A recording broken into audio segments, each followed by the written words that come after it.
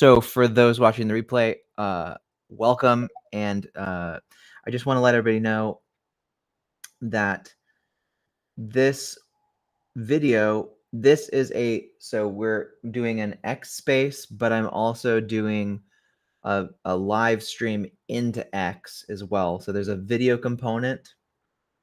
If you're listening, you can go just to my profile, click through there, and yeah, basically see what I see on my screen. I'm trying to do a screen share thing, so I'm trying to do some experimental stuff here. I did an example of it yesterday, and it actually seemed to work relatively well. So, yeah.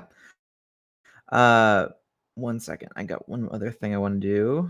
I did an example. Gonna get co-host up here on stage. How do I do that? Invite to co-host. Okay. Yeah. So, wonderful. Basically, what we're going to be able to do is talk about the vagus nerve today. Okay, I got it. Would you like to access the microphone? Did I turn that off? All right. Okay. Yes. So, everything seems good there. Great. We're looking good. Hunky dory. Okay, cool. So in today's video, we're going to be doing like a deep dive into going from microtubules to the vagus nerve, and then capping it off with Orch-OR, and then looking at ultrasound, and following a couple of the threads of ideas that I've been covering for the last definitely few months.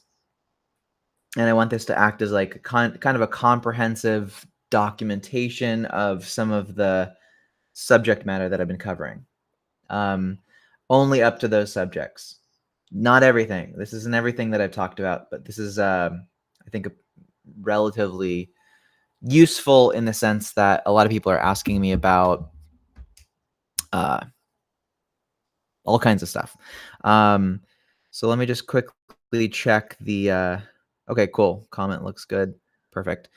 Okay, so let's get started. There is a big question these days about quantum computation.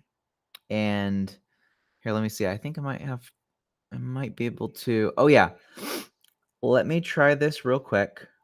I'm going to see if there's a way to put this on the screen in the space somehow.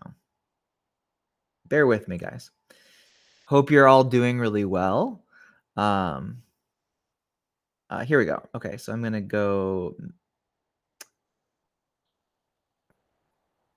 Yeah, nah, that doesn't look very good. I'm going to remove it. Are you sure you want to remove the post?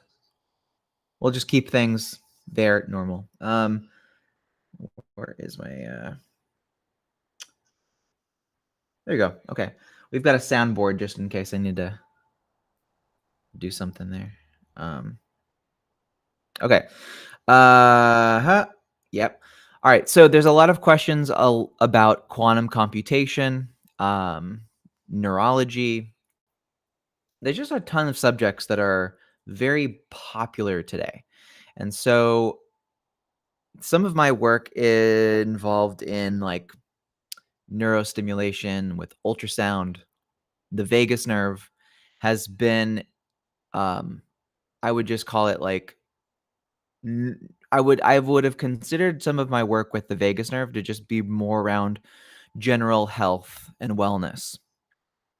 And it wasn't until I'd say the last maybe year or so that I've been sort of relearning Orch-OR and some of the concepts around microtubules. And some who know me know that I learned Orch-OR when I was like 16 years old. I heard Stuart Hameroff on the radio talking about it. So it's not, I've known about the subject for a long time. I've known about microtubules for a long time and what the potential is for microtubules. Um, and I always knew that the vagus nerve obviously had microtubules in it, and that ultrasound can stimulate microtubules, et cetera, et cetera.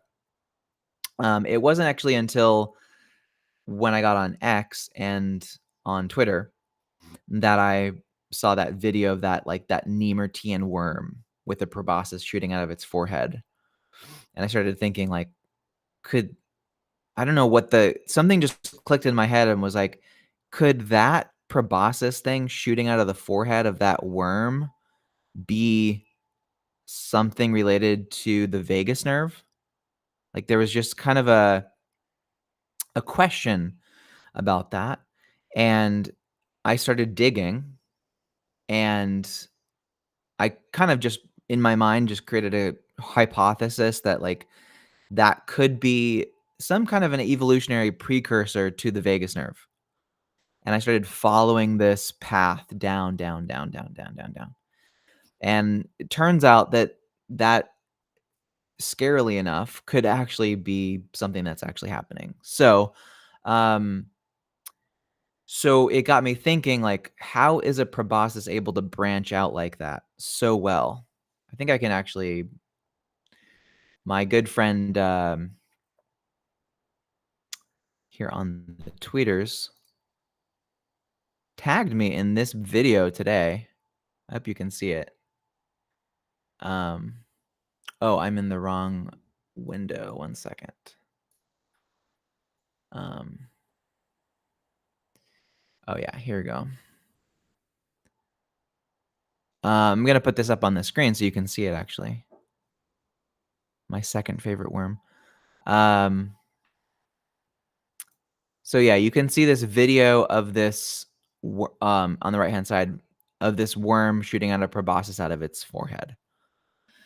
And then as you watch today's video, you're probably gonna start to see like, okay, the branching pattern looks a lot like vagus nerve kinda territory.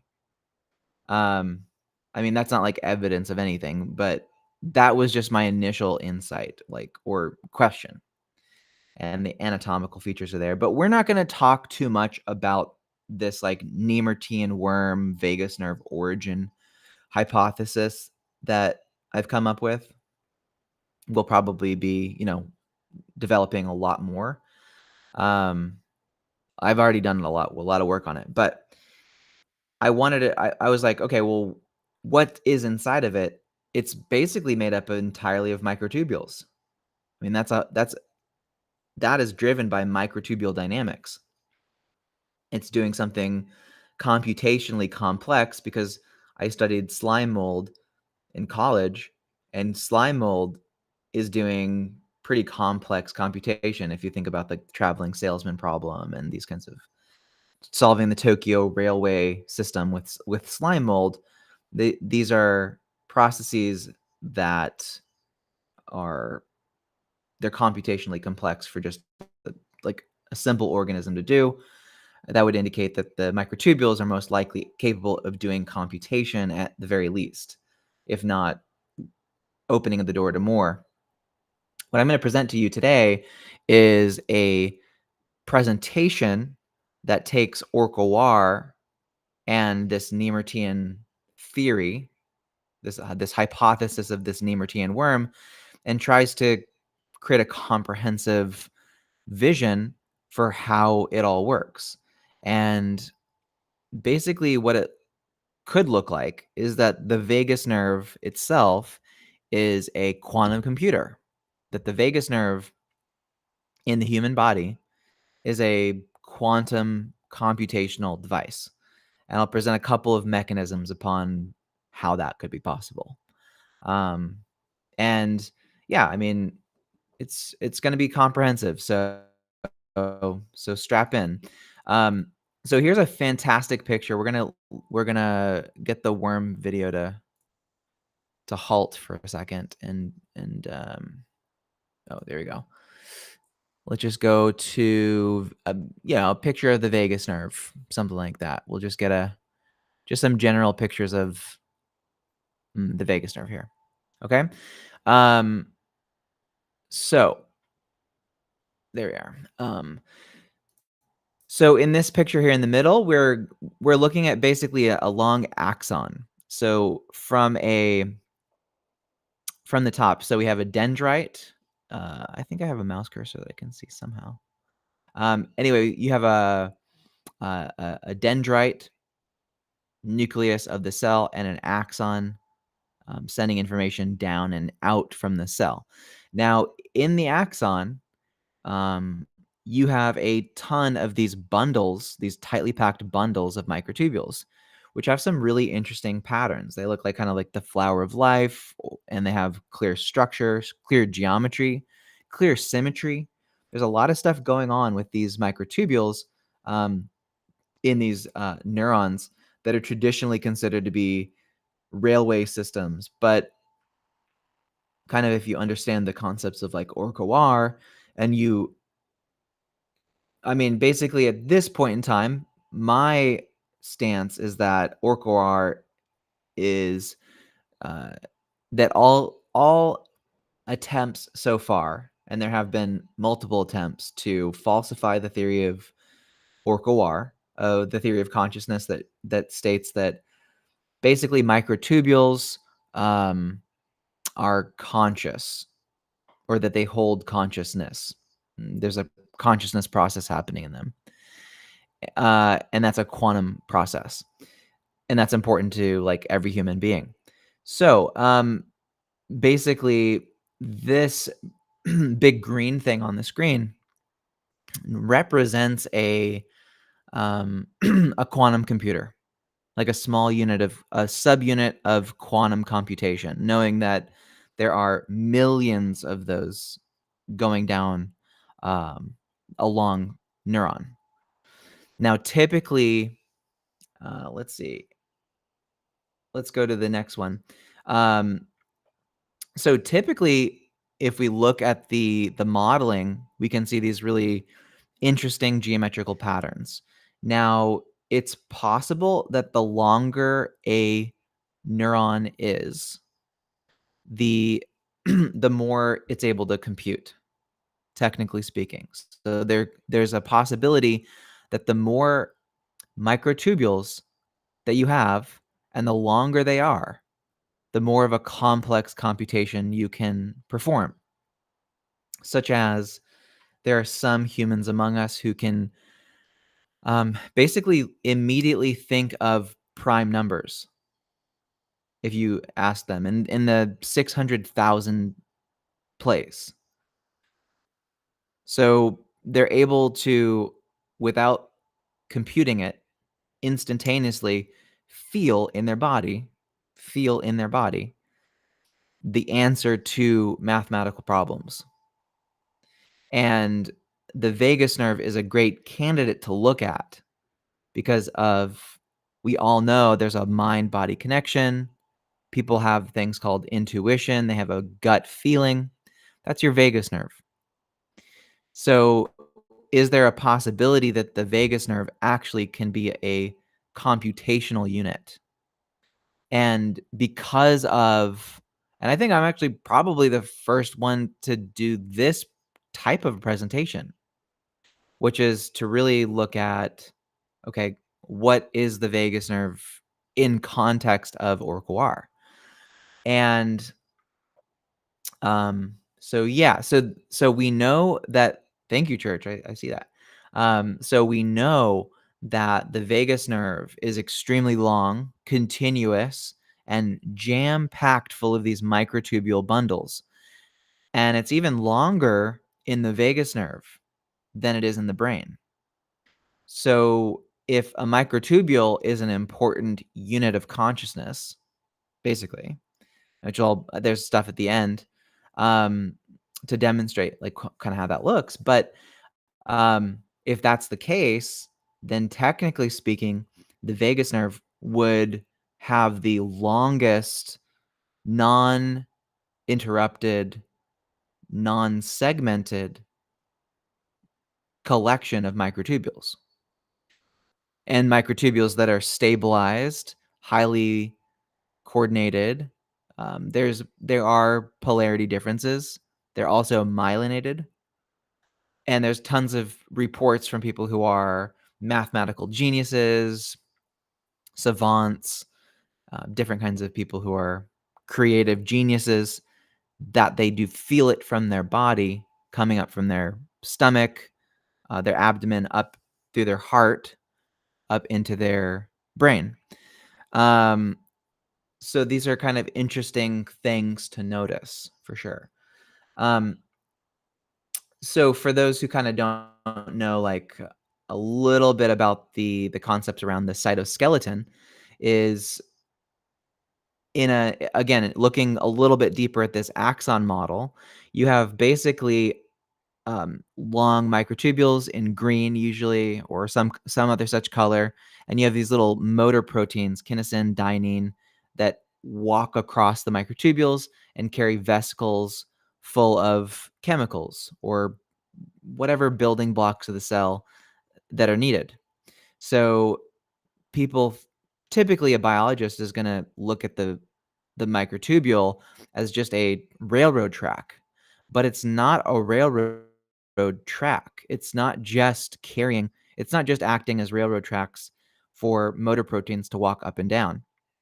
There's very clear evidence, absolute objective scientific fact, that microtubules are not just for shuttling around compounds in the body and in the cell. There's a lot more complex behavior. So that's part of what your like cytoskeleton is. Also on the skin or the cellular, not the membrane of the cell of a neuron, but just below the lipid fatty membrane around a cell, that's um, a microtubule dense rich web, like a spider web, that is flowing and moving and merging and and uh, and kind of projecting the fingers of a neuron, and that's all driven um, mainly by microtubule dynamics. So how do you explain that? Um, these are microtubule driven dynamics more than anything. Um, so if we look a little bit further at kind of this tubulin subunit, which is kind of again is an important unit of consciousness here and computation. Uh, a microtubule filament is a tube with 13 columns wrapped around equally, and each part is made up of a tubulin subunit, essentially. So there are these repeating building blocks, kind of like I like to call it like IKEA furniture in biology. It's exactly the same component, this tubulin component, and that stacks together to create a microtubule in whole. And there's like cryo-EM imaging. You can see it. It kind of looks like on the outside, it looks like a long, like if you think of like corn on the cob, it kind of looks like like an endless piece of corn with the husk removed. So it's got those kind of like those bumpy parts to it on the edges. That's kind of like what a long microtubule looks like. So um, these are found in everything. Basically, everything that is above a paramecium, you're going to find microtubules. Plants have microtubules. Paramecium have microtubules. Mice have them. Dolphins have them. You have them if you're listening to me. I have them. How do I know I have them? Because I have a brain and I'm conscious and I have cells and I'm alive and I'm conscious. And so thereby I know that I have them. So I've done I've had my brain imaged, and I don't have machine parts in my head. So that's good. Um that's good to know. But even lower than that, you see filamentary protofilaments, and these protofilaments are evolutionarily, in a way, precursors to these larger, more complex microtubules, but they really are the same type of driving component. Is these long structures that are able to do something, right? And it's mainly the conceptualization here is that whenever you have a structure that's like that, you're basically looking at something akin to a consciousness holding protein structure. So you see that again in lots of things, like the cilia that help move bacteria or bacteria around. The cilia, the flagella on the edges, those are all microtubules as well. So it could be that the microtubules themselves are the thing controlling the cell, not that there's something else controlling the cell. So it's microtubules that are actually in control of life, basically. Um, so the next thing we want to look at here is just kind of some more examples of uh, neurons, axons, cilia, muscles. There's there's a kind of an interesting balance between like microtubules and actin. So between microtubules and actin, um, you're basically going to see this collaboratory element. And so, um, but yeah, you see these structures just all throughout the body, all throughout cells, all throughout everything that is a kind of a living mechanistic thing. Um, and that would be called like the cytoskeleton, essentially. So the cytoskeleton is typically it's almost just assumed that it's just there. I mean, there is like if you go into a neuroscience lab, the thing that they worship almost is the neuron and the synapse. So the neuron and the synapse are like the core unit of computation for the brain, for the body. Everything they think about and they look at is really through the lens of, okay, it's a synapse and a neuron outside the membrane, and it's electrical discharging happening like, once every few maybe 1,000 times per second at the most per neuron. But there's features of the brain that absolutely are doing complex computations much faster than what a neuron can do. And probably the only place you can find that actual real activity is if you look actually deeper into the cytoskeleton. And for some reason, it's almost like I mean, I'm asking you, I mean, yes, inherently in saying this, there's an element of me saying, well, trust me on this. This is a real phenomenon. And how would I know? Because I worked with Stuart Hamroff and working on making ultrasound, and so I've been at conferences with him and kind of gotten an inside scoop into, like, academia and the debate over what is consciousness and what isn't consciousness, and microtubules.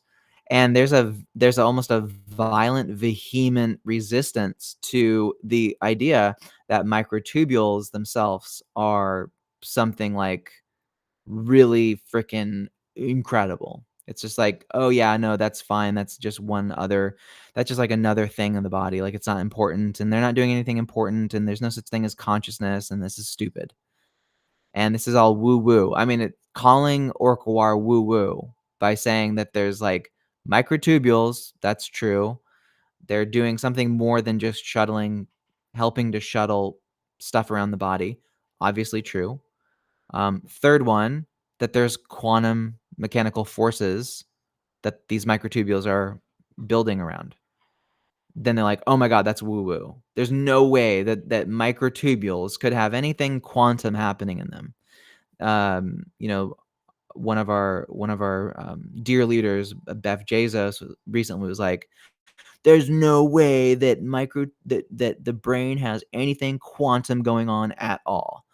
And it's like, okay, I'm going to present to you a couple pieces of evidence that there are quantum mechanical effects here in this presentation. So we can image. One thing that we can do now is actually get imaging of microtubule dynamics, and we can see them kind of sliding over this plate. These are the same microtubules, just growing and shrinking on both ends, and kind of like there's like a shrinky dink kind of, I don't know if that's the right word, but it's like um, a cycling tube essentially that's able to glide. That's one application for a microtubule. But once you stabilize a microtubule, then you can take those same like mathematical dynamics that it's operating on and some of these quantum mechanical forces, and then harness that usually for thought, for the mind, for consciousness. Like consciousness in the human form, like a larger unified projection of human consciousness would be built on the physical hardware of these large microtubule bodies in the human being, basically. And so if we look at again, if we look at like an axoneme or a cilia, basically, things that help propel and feel, we see again these large microtubule bundles make up the vast majority of what a kind of like a cilia or a fiber or a hair. We might call them like, think of them like whiskers on a cat, are these long kind of long branches that are highly sensitive to the environment, and they can feel and kind of detect and pick up different things. The whiskers on a cat are connected to these vibrationally responsive sensors. And then if you look down into the cell on the small scale, those same whiskers are going to be big bundles of microtubules extending out. And those are highly sensitive. So when they get disturbed or there's a little fluctuation of let's say you're in water and there's a little bit of a perturbation in the water, that could mean there's a predator coming to eat you. So you have to develop these really highly sensitive photoreceptors to see light, or physical vibrational receptors to detect okay, there's a shark that's coming, or I don't know. I mean, you probably don't have much time to respond to a barracuda. I've seen some cool videos on that, but a barracuda could come out of nowhere, or a tuna fish, and just slice you in half and eat you.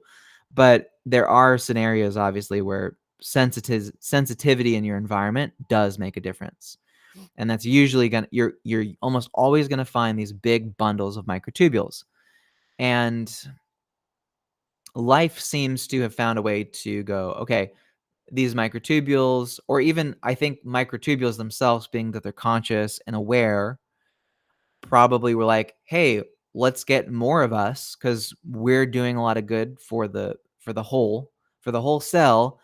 The more microtubules that we have projecting out of ourselves, and the more dense microtubules we have, the more successful we are. So we should have more microtubules. And that kind of is like a conscious decision in a sense. Now, it's obviously not with language, right? Like there's a lot of questions about, in this model, how would you create language? And it's like, well, it has to have developed somehow. And it wasn't just magically implanted in our head.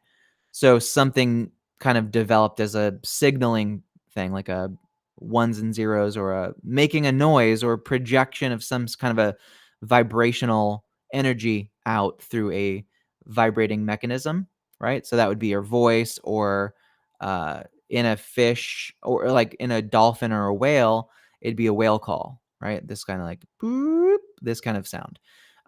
So it's a vibrational energy coming from consciousness, coming from the mind of these conscious creatures, that's vibrating out into the environment.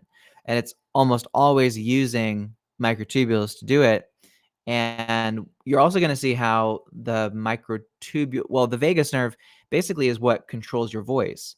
So it could be possible that the vagus nerve itself might be in part when you know how sometimes when people are talking and they're angry or they're in a flow state or they're at their peak and it sounds like there's just pure gold coming out of their mouth, like just magic what they say, or singers or highly creative people who are very tuned in.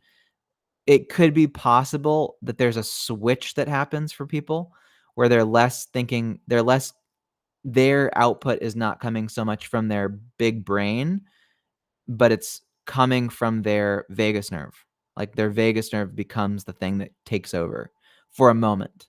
So there's an emergent property of the vagus nerve in terms of speech generation in some cases, that could be like detectable or noticeable.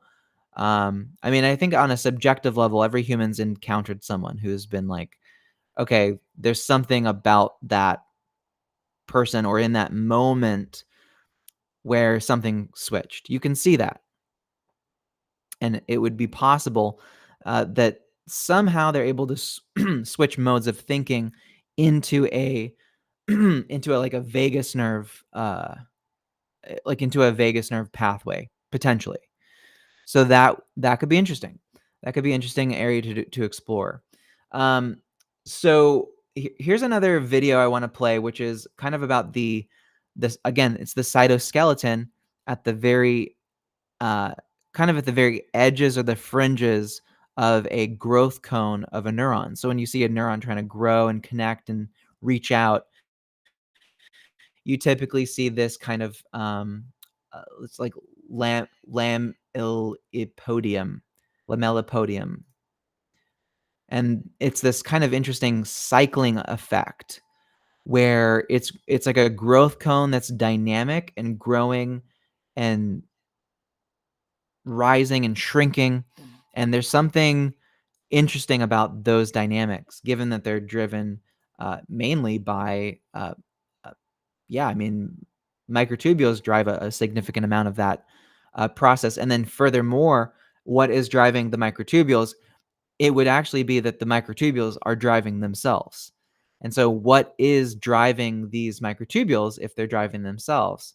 And then that gets into questions about quantum mechanics and free will or thermodynamics or whatever, but there's definitely something there. And yeah, figuring out what exactly is driving it would be a question of what is on the other side of the classical mechanical world, and if we can look at the quantum world as the other side, as the symmetrical side to the classical, is that somehow consciousness sits in the middle, and consciousness is where the will sort of is generated from, with a mirror in the quantum and in the classical world. So there's something there with how that's all working. But yeah, I mean, ask anybody like, what's in the quantum world? It's like it's very hard to say. It's hard to measure it with the we can't measure the quantum very well. Like we can't put a microscope up to something and say like, okay, we can see the structures of information in the quantum world. We can't. There's no physical equipment necessarily that can measure that.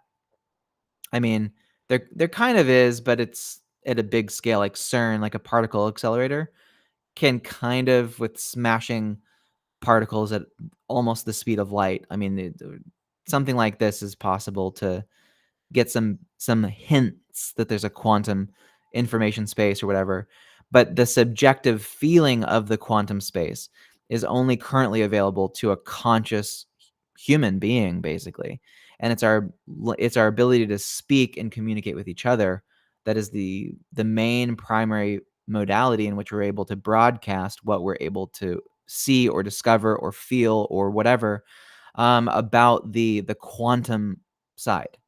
So the only way you would be able to know and deduce what is in the quantum world would only be through your conscious mind. So that would be something that you would do through like, probably like psychedelics or meditation or brain stimulation, like ultrasound on the brain can do that. Ultrasound on the vagus nerve can do that. There's lots of ways you can induce these states of mind where you're clearly able to shift your mental focus into some other domain somehow, and you're able to sort of like experience something on the other side. Not like other side, like when you're dead or anything like that. It's typically there's a constant, persistent quantum space, and there might actually be consistency to it. Like it's not all just random noise. It's like some coherent, stable structure in the quantum world that's over there. Like it's highly complex. Maybe like has like a huge amount of storage in the quantum world, and we're all able to access it when we have like moments of genius or when we solve mathematical problems instantaneously. We might be like somehow looking into the quantum and pulling back information very rapidly. And it would be through these microtubules that that process is happening. And the vagus nerve is a prime candidate for that, given sort of like all the stuff we're going to talk about. But um, so there's a thing about microtubules that's I think is an important kind of primer, is that microtubules in how they're created and recycled, let's say, is that they can spontaneously assemble and then spontaneously disassemble. And the microtubules themselves, observationally, look like they know when they're needed, and looks like they know when they're not needed. And so they can assemble and disassemble. And they can assemble and have directionality. They can curve and create their ends. So there's a little animation here I'll play. So it's just a little animation of how basically microtubules stack like this. They stack. Like I said, it's like an IKEA building block um, that can come together and fall apart. It's very strange, um, very strange and very wild thing. So something's kind of able to control that process, and that could be like electromagnetic forces. That could be there's so many candidates for why does that happen, um, but it's definitely happening. So this is an interesting feature of kind of just a free flowing microtubule. A microtubule in the wild is just going to have these um, assembly disassembly patterns. Here's another video, which is again microtubule dynamic instability. You can see it imaged as like an actual have music or audio from this, but it's basically saying that this is a cell with the microtubules being stained to glow, and you can see them growing, assembling, and disassembling, but assembling and disassembling in a direction. So there's a patterning to how these microtubules are growing and shrinking in different directions. And somebody would say to you, "Oh, no, this is just random. Microtubules have no idea what they're doing. It's a completely random process. There's no possible way that a microtubule could have any self-referential concept of itself or anything like that. It doesn't have any awareness. It's just like a protein stacking on itself." Okay. This is actually a position that will be argued until an academic is red in the face. Like I would almost imagine there's definitely some people in academia who would start like having blood vessels pop out of their forehead to argue the point that microtubules have no way of controlling these processes, and that there's nothing necessarily that interesting about it. Um, but if we analyze the actual activity of microtubule, you typically find a clear observational evidence of patterning that's not random. It's non-random activity for sure. Now, you see it in a growing axon. You see it in cells, like bacteria, simple cellular organism, single-celled organisms, these kinds of things. You see very controlled intentional behavior coming out of microtubules all the time. Like, you always see that. And anything with a microtubule, you're gonna see very intelligent, highly, how would I say, structured activity.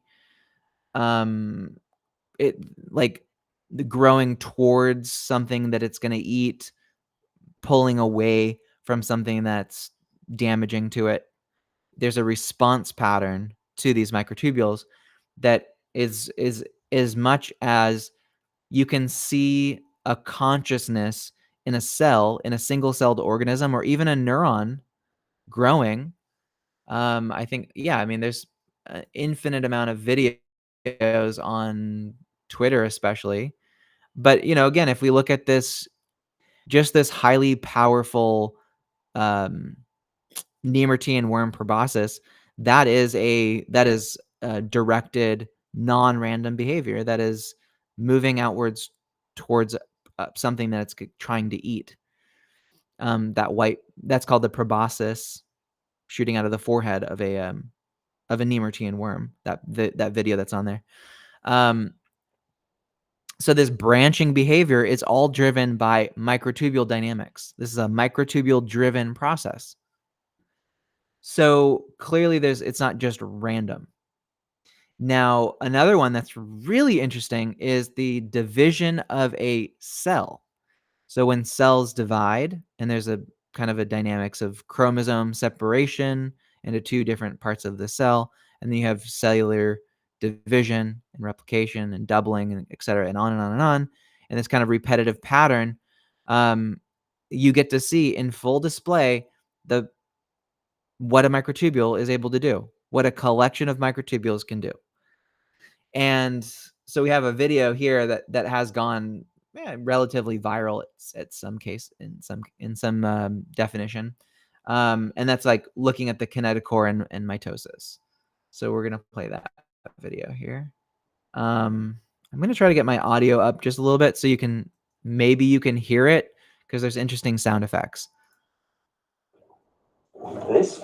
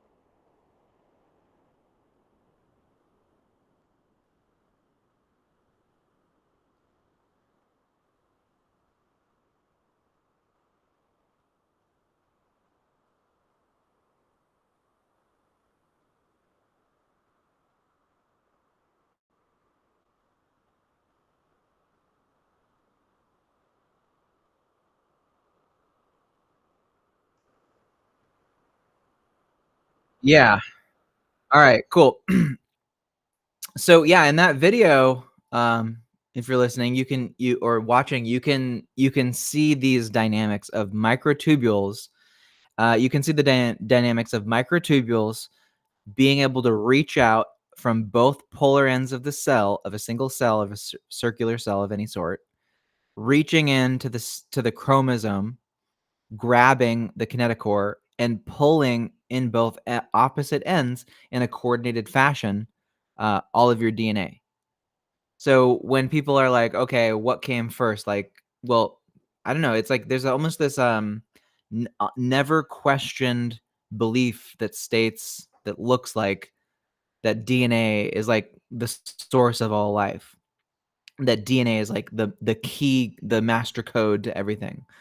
And of course, like DNA is a storage mechanism, but DNA can't move itself.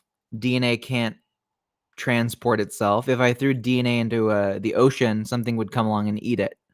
There's no there's no directed behavior in a in DNA, and we see that process replicated here in this video that we just showed, which is it's a microtubule that is in control of the DNA. So I would look at it and go, well, it seems like the microtubule is relatively more important than the DNA. Now, of course, DNA had to come from something. And they're actually this could be the subject of a whole different video. There's now emerging evidence that shows that on asteroids that you have elementary protofilaments that are precursors to the microtubule. So if you're asking the question of like how did life get on planet Earth, it's probably like microtubule precursors slamming into the ocean, adding water, adding tryptophan, and now you have the ingredients for much more complex microtubule behavior on a living, like on a planet that's hospitable enough for microtubules to grow.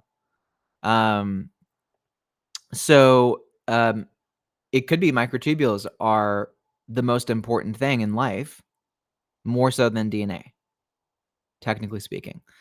Um, so on the right hand side, I just want to make sure it's in view. Um, you have what's called uh, basically slime mold. Very, very, very interesting studies done in. I don't know if it was done in. Yeah, it was in Japan. Um, they took a slime mold, which is a fungus that can grow in these branching patterns, and they placed it on a topological map recreation of Japan around Tokyo with different pieces of oat for food at different stations around the country. Meaning, like, okay, this is like downtown Tokyo, and this is like Shibuya, and then they placed pieces where where the subway system is.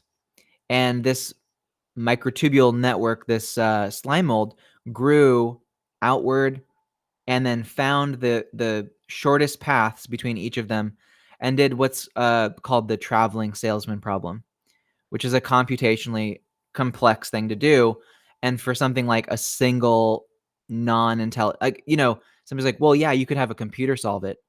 But a computer is like, okay, you mean like a big ass computer, like a big one that takes a ton of energy, like made of silicon that required programming and kind of trained in that way where you have to tell it specifically exactly what it's supposed to do. With a slime mold, nobody told it what to do. It just grew and it solved this kind of complex problem. I mean, obviously, setting the oat is in a sense telling it what to do, but not to solve the most optimal pathway. Um, it just knew it had. It's like slime mold. There's like artificial general intelligence or something like that. And that's it's a microtubule based process. So anytime you see these branching patterns, these microtubule networks, you're looking at something that can do pretty complex mathematics without taking a nuclear power plant worth of energy to do, right? So if you think about like artificial intelligence and all this AI generated art that everybody's seeing today, yeah, it's cool, and certainly people are, like, really jazzed up about AI, and I like AI too. I'm not opposed to it or anything like that. I'm not a Luddite. Um, but to understand how these things are trained, I mean, it could cost $100,000 in electricity costs running for 3 months to make an AI model that can generate a cool couple of pictures. I mean, that's kind of that's kinda interesting, right? But how much does it take for a slime mold?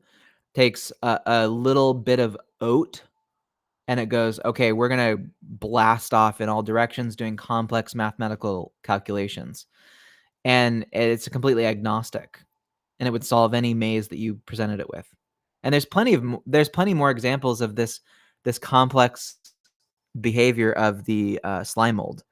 And again, that's why I like the Nemertean worm concept so much is because, um, I mean, yeah, basically the Nemertean worm proboscis, which is probably the precursor to the vagus nerve, is doing some very complex computation when it's doing that. So anyway, moving on here in the central presentation. I just found this to be kind of an interesting picture, which is this um, when microtubules get super long and they're in fluid dynamics, they create these teardrop patterns. Teardrop patterns. Now, part of the reason I think the structure of microtubules is interesting, given that one of the things that's spoken about, especially in Orch-OR and concepts of consciousness being physical, like not that consciousness is physical, but consciousness is a process happening within within microtubules. And I absolutely love it because I know there's people on both sides who are like, you're there the people who are really far out there are gonna say, "No, no, no, there's no connection to biology. Consciousness is just like a force that's floating around our head and entering into our body and freely flowing in and out." Or in a big illusion, there's a grand illusion, and we're in a simulation, and you're just ones and zeros and all this kinda stuff, and I'm like, "Okay, I hear you. Thank you for your opinion." Then people who are like very hardcore old school discipline academia, which is can be a little slow to take to kind of even if there's some evident even if there's scientific proof that what I'm saying is true, that's just there can be dogma in academia just as much as anything. And so they're gonna be like, "No, there's no way that there's any connection." But when you research people who experimentally do like psychedelics and you understand the pharmacology and how does a psychedelic work? How does an anesthetic work? How do these drugs that people are taking that give them psychedelic visual experiences, how does that work? You typically see they say like, "Okay, I saw geometry, I saw patterns, I saw these tubes that I was floating through. I saw these circular teardrop patterns." There's all kinds of things that they see in their visual hallucination, that you go, "Okay, well, the dynamics of microtubules can take on some pretty complex patterns." Now, if you're conscious and your microtubules are where you're experiencing your mind, your consciousness, then shouldn't the pathway that it's taking affect your consciousness? And the fact is, yeah, if you if you interrupt the dynamics of a microtubule, the person that you're interrupting the microtubules in has a whole body effect. They feel it. They go, "Oh, I felt that." There's something that happens. So yeah, my changing the pattern of a microtubule in a living organism is gonna have a drop sort of a drop down effect in terms of that person's experience of consciousness. So I just find that kind of interesting that there's evidence of these like teardrop patterns and these weird fluid dynamics in microtubules. Um, and yeah, that's called like hydrodynamic flow induced hierarch- hierarchization of microtubule bundles toward teardrop patterns. and you can image this stuff nowadays. The technology has gotten good enough to see long filamentary strands of microtubules. So here's another one, which is just kind of more evidence of this structural component to these microtubules found in, like, even in engineering. If you're trying to engineer metamaterials and look at, like, how do we build better materials? How do we engineer these things? It's very possible that, I mean, you could create like a conscious. I I think the first application for this, the most ideal one, would be to create a like a computer or something like that, like a computer mind that could actually do quantum computation really quickly. And so there's a lot of research right now on how do you arrange microtubules, how do you build them, what are the dynamics. Um, there's a lot of research on this, and you can just see kind of the patterning that they have is very interesting. Um, so for those who are kind of tuning in recently, this is a microtubule right here. So this is what a microtubule looks like, basically.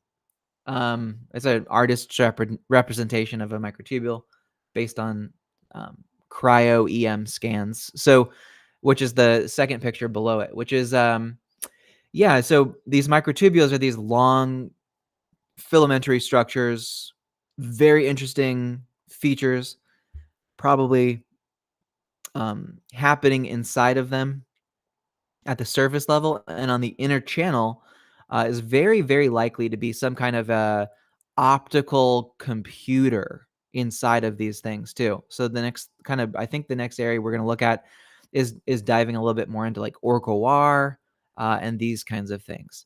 Um, so yes, so there's a plus end, there's a minus end, there's a polarity, there's like a starting point that it stacks and builds upon towards a plus end. But yeah, I mean, honestly, I think high level overview. What I've also found is that um, just from a level of health and human well being, is that there seems to be a connection between people get feelings of who get good feelings when they're observing symmetrical, beautiful, mathematical um, patterns in nature, especially. And I'm like, okay, like looking at the microtubule, you're naturally looking at symmetry, beauty, mathematics, aesthetics. I don't know. Yeah, I mean, technically, there's a connection to ethics as well in understanding microtubule dynamics, because you understand this. I wouldn't call it goal-directed behavior, but that's a word or a phrase that's used, goal-directed behavior. But I would just call it like systems behavior. I mean, it's just a microtubule shows up to do something consistently. And it's been doing that for, let's say, billions of years, potentially, right? Hundreds of millions of years of microtubule existence. It hasn't changed for 500 million years. It hasn't changed for a billion years, I believe. Microtubules have been around for a very long time.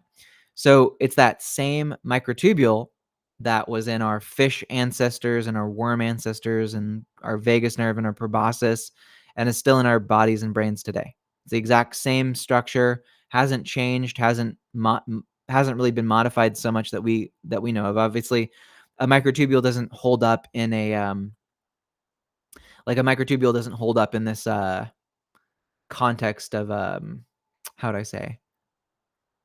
Uh Like, there's no geological record of a microtubule because it's a protein. Actually, there could be. I mean, certainly, yeah, I guess there would be.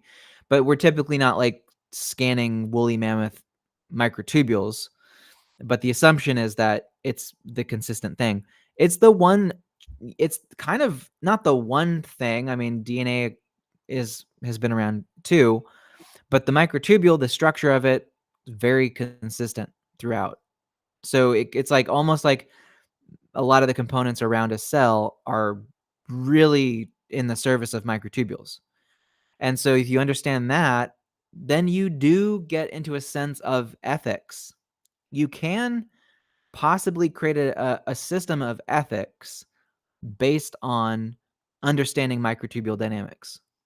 And this will be a project of mine specifically, so I can assure you of that, is attempting to look at the world as a whole and dynamics of individual humans within collective groups, societies that emerge from that, down to the whole spectrum, because this does cover that whole spectrum.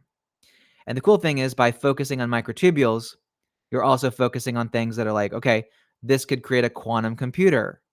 This is proteins. This is health. This is longevity.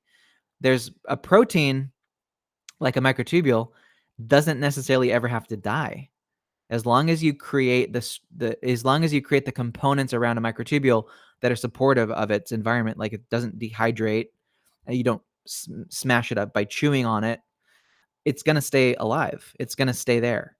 So also, microtubules have memory. There's memory in a microtubule. It can store memory. So technically speaking, your mind and your consciousness is stored on the microtubules in your brain. And that in large part can kind of make up that which is uniquely you, is stored on those microtubules.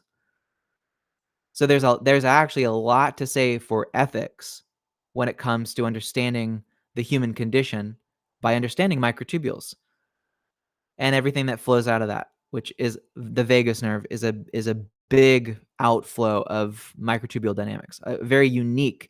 I would argue that the vagus nerve is a unique outspurt growth of microtubule dynamics. And we'll talk about that a little bit more here. So let's kind of shift gear. For those who don't know, there's a theory of explaining some of the stuff that I'm talking about today, which is called Orch-OR, or stands for Orchestrated Objective Reduction. This is a theory created by Sir Roger Penrose and Dr. Stuart Hameroff back in the early 90s. So between the two of them, Roger Penrose is a quantum physicist who's a Nobel Prize-winning physicist who worked with Stephen Hawking, very famous on his own, but also worked with Stephen Hawking on understanding black holes in the universe and their dynamics and all these kinds of things. So he's a highly trained mathematician, understands quantum mechanics, classical dynamics, physics, mathematical equations. He's like in front of a whiteboard, just chalking it up, right? And smart British guy. But the equations don't work completely. There's something wrong with, there's something that's incomplete about mathematics, which is that there's something that in a mathematical process is completing the math, and it's converting the classical into quantum and quantum into classical. There's sort of this like, there's a medium of exchange between quantum mechanics and classical mechanics and back and forth that is not possible to write on a board. There's something about there's some force that's able to complete the equation that can't be written down on a board. So there might never be a bridge of a theory of everything so much that you can write down on a chalkboard. So there might never be it. But that is the goal of every neuroscience, or like every mathematician or every physicist. The end goal is the theory of everything, right? I want to have a mathematical equation written on a chalkboard that explains every single facet of and has a predictive effect on every little piece of matter that we see, right? That's like the ultimate goal for a physicist, for a mathematician and a physicist. Theoretical and practical.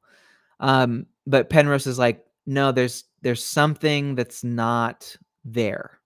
And that turns out very likely to be something like a quantum mechanical process. He proposed in the 80s that it was potentially something like in the brain or something like that could, I don't know, be in the body, obviously. Like he or somewhere in nature too, but there's something in the physical world that's completing the calculation successfully. And it would be likely that this could be happening in these microtubules. But Penrose didn't know microtubules that well at the time, but Dr. Stuart Hameroff knew microtubules quite well because he had been obsessed with them as far as like computational units and very interested in them. And so he read the book from Penrose called Emperor's New Mind. And he's like, hey, I published a book 2 years before you on microtubules and how they're very interesting. And there's interesting mathematics that's happening. But Stuart is a doctor and he's not a physicist. He's not a quantum mechanical physicist studying that stuff. But I mean, he's probably aware of it. But they met and their minds came together and they're like, okay, there's a quantum mechanical force that's completing the equation essentially from classical to quantum.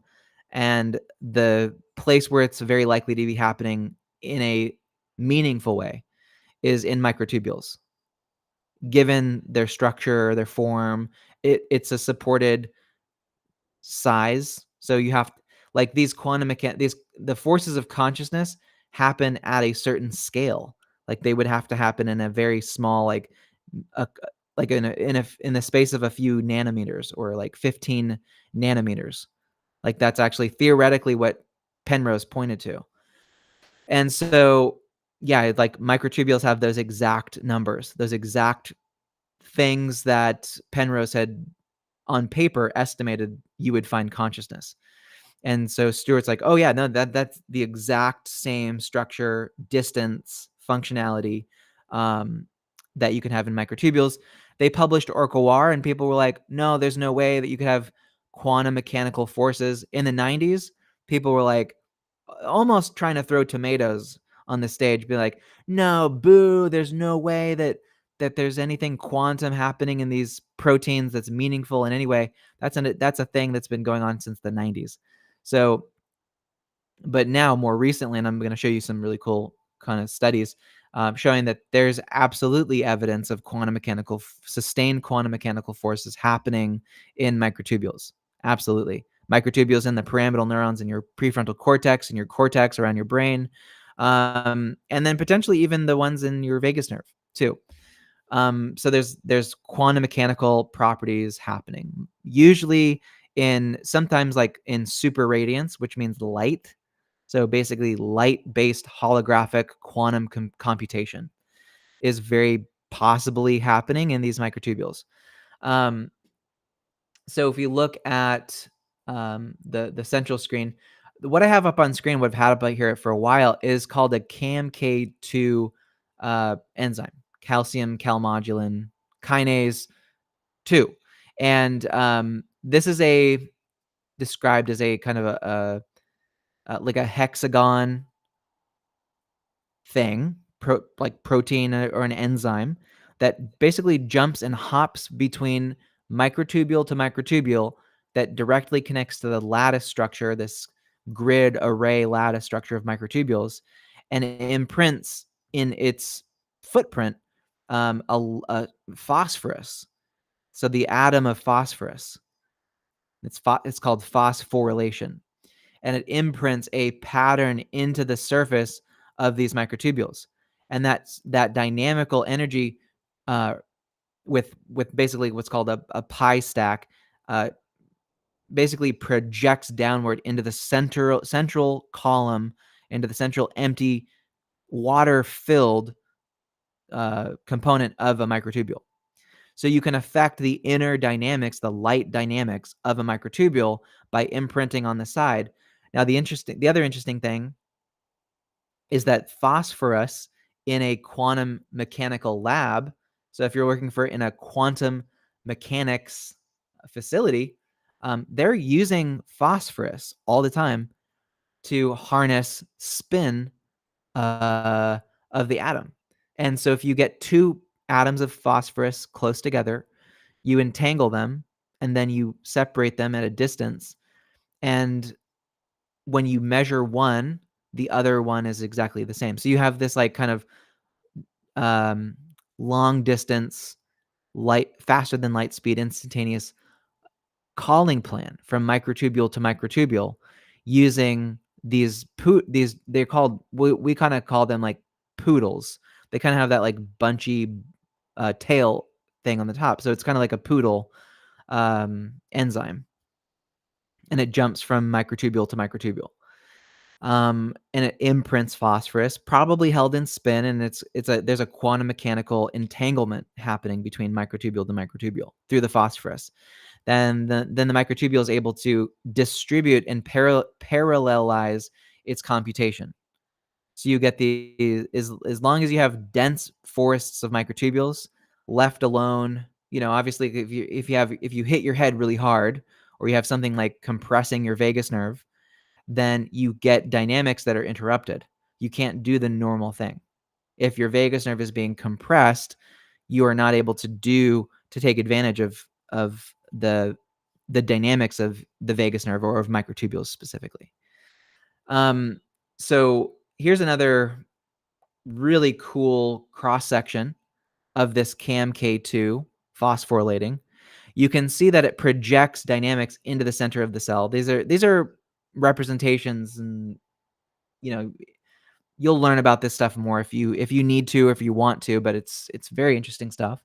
But yeah, you can see kind of how it perfectly fits onto the lattice. It's observably latching onto microtubules and imprinting phosphorus.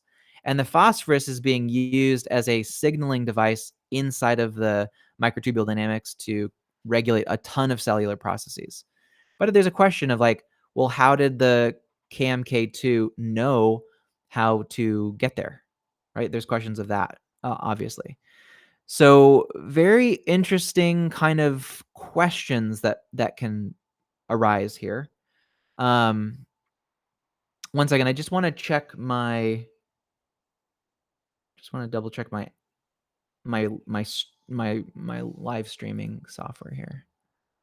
One second.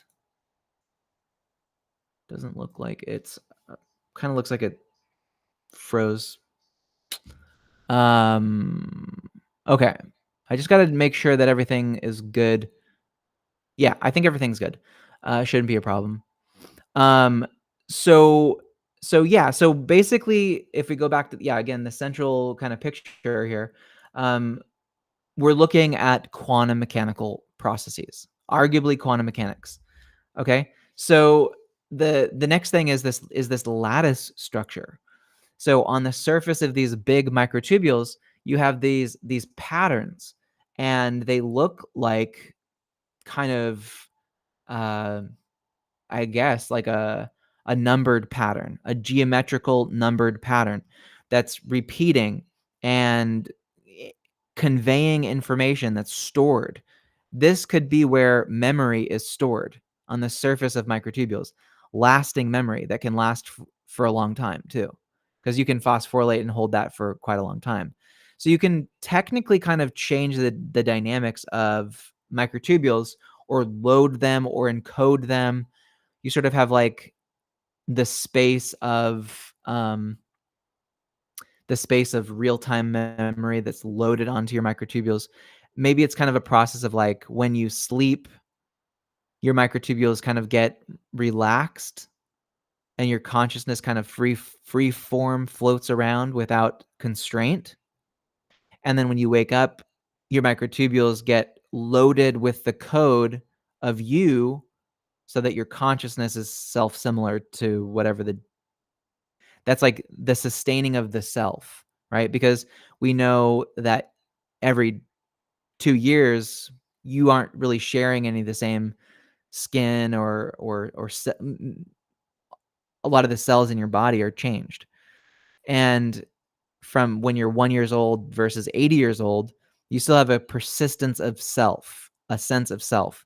It's very possible that that sense of self is encoded in these microtubules. So when people go, "Oh, there's no such thing as the self, it's an illusion," I'm like, "No, that's bullshit. There is a sense of the self. there is a sense of the self, and there's a place physically in your mind and your body that's unique to you. That is you. I mean, it's that simple, right? It's like it'd be like saying like there's no such thing as instruments. Instruments are an illusion. There's no difference between a trombone, a trumpet, and a French horn.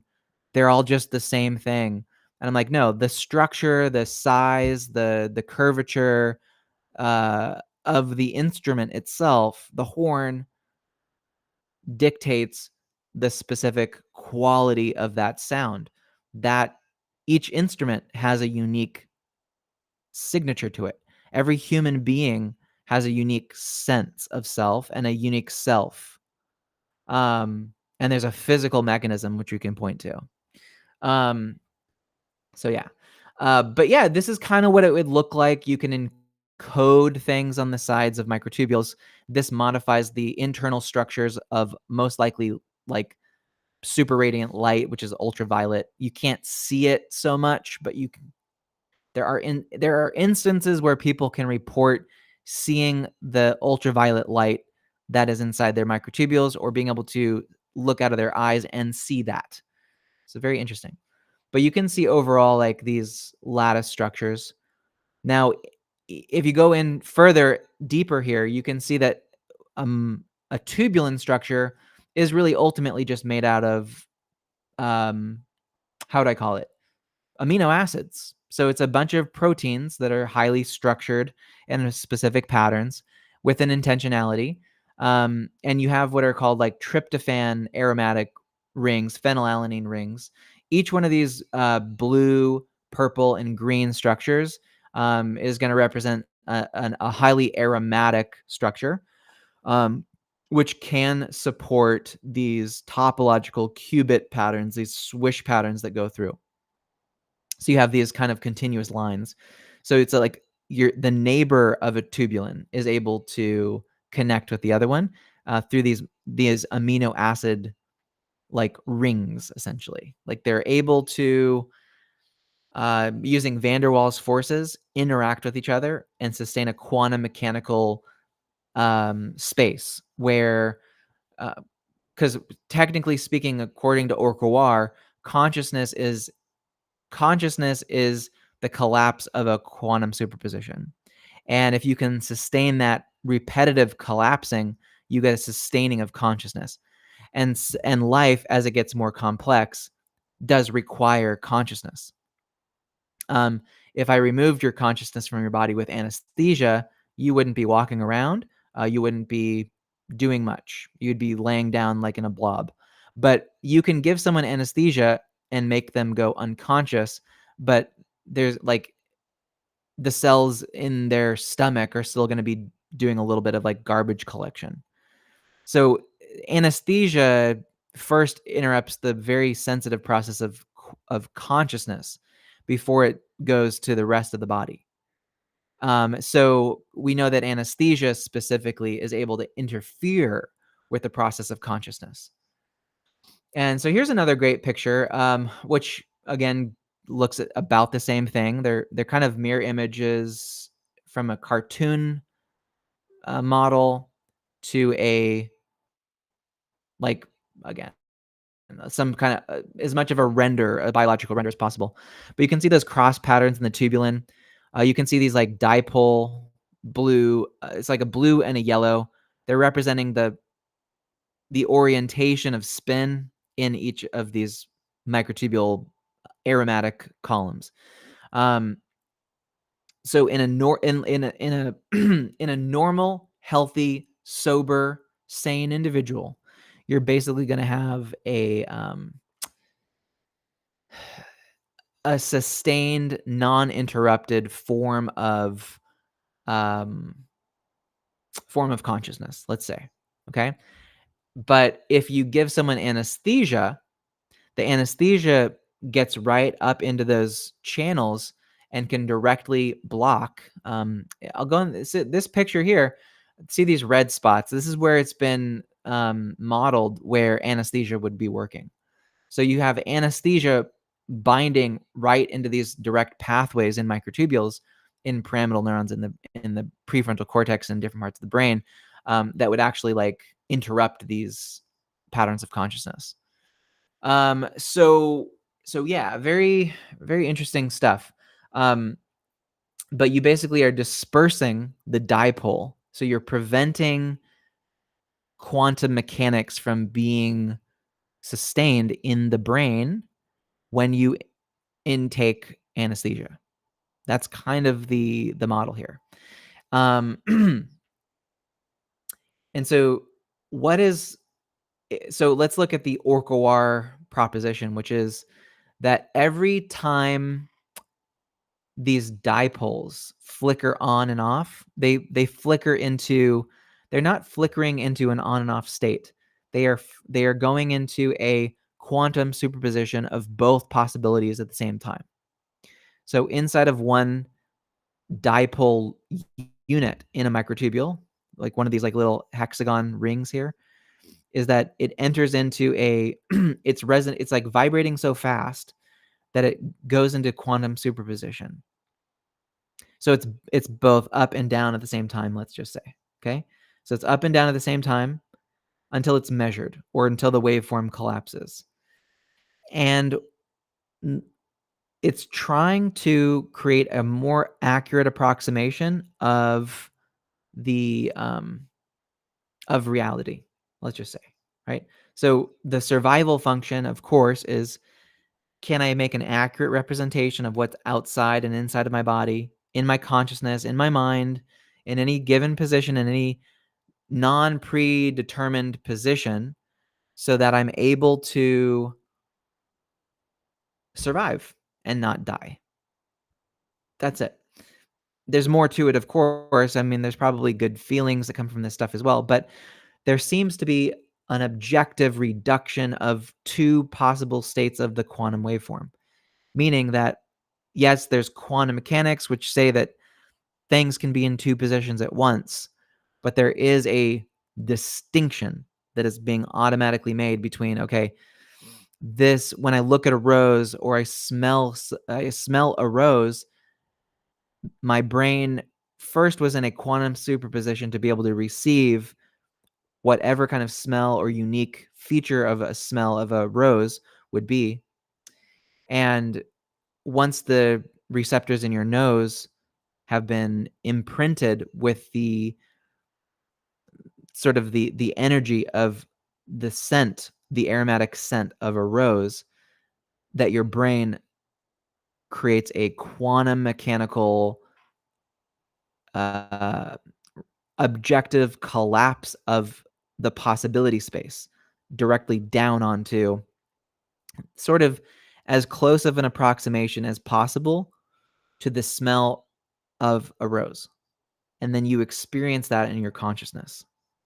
So it's that same kind of reduction of, okay, I'm open to the possibilities of what smells I can smell. If you smell a rose, your brain and your microtubules are sort of collapsing like I kind of think of it as if you think of in a station, it's called, like, I think it's called ticker tape. What's that called? It would be a good picture to have. I don't even know. I don't want to Google it here, but it's specifically when you are in an airport or in those old school railroad like rail stations in Europe usually, and they have those flicker boards that like update the times and update the city destinations, and it goes, it like flicks around and it updates the black and white text on a board. So microtubules, if you were looking at it, would look a lot like that. And there'd be some times where it would flicker between like an A and a B at the same time. And then you'd like flash it, and you'd like have a flash of light towards the board, and the flash would be like would indicate the letter B. And then the flicker board itself would flick to B, and then the flicker board itself would understand that the nature of what B feels like. That's kind of that's kind of a model of a microtubule. It's kind of interesting. And so this kind of going into a quantum superposition and then returning back to classical, like objectively, like, okay, I am looking at the color red. I am smelling a rose. It's not a green rose, it's a red rose. You have to have that kind of distinction and connection to what is being observed. There has to be a distinction there. And it smells like something. It has a qualia to it. It's qualitatively like something. And so in the human brain, this process is flickering on and off and happening spontaneously without you can't necessarily turn it off yourself. Like, you can't will yourself to turn it off. Like, I don't think I've met someone and I could say, like, okay, make yourself unconscious so much. It probably could be possible, but usually going unconscious would require like an anesthetic of some sort when you go into surgery or whatever, right? So that's just an innate happening process, and that happens usually in a microtubule about 10 million times per second. So that's a lot. That's 10 megahertz if you're thinking in terms of like ultrasound. So 10 megahertz is around the oscillatory frequency self-collapse of a microtubule. So, and there's actually experimental data, and that was a hypothetical number that Stuart Hameroff had come up with Jack Tazinski and a few other guys. And it turns out that you can measure microtubules flickering on and off at 16 megahertz specifically. And there's also a core frequency at 3.7, 10. There's a lot of different kind of harmonic frequencies, resonant frequencies in microtubules that you can hit with ultrasound specifically. And you can drive and modulate and play with this, but you can't control it because, again, microtubules are highly resistant to control.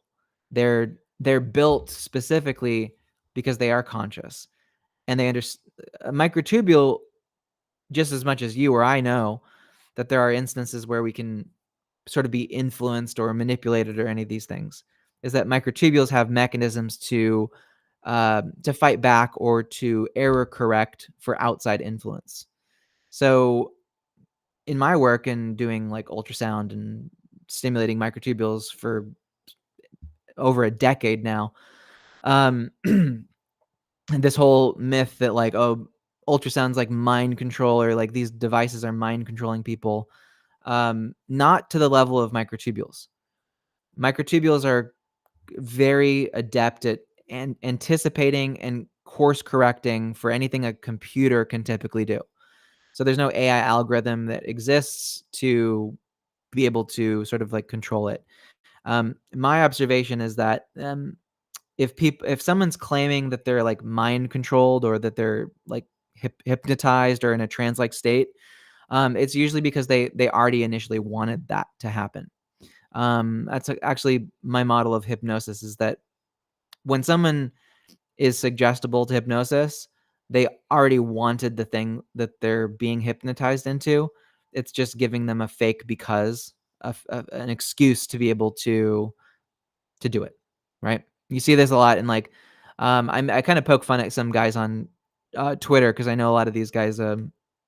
They're, I don't know, they play a big game, but they're probably, doing, I don't know. I don't even go there. I guess because I am streaming on Facebook and YouTube, so I won't go into that direction. But what I will say is that there are evidenced cases where people will self-hypnotize themselves, like hypno stuff, to convince themselves of something that they already wanted, basically.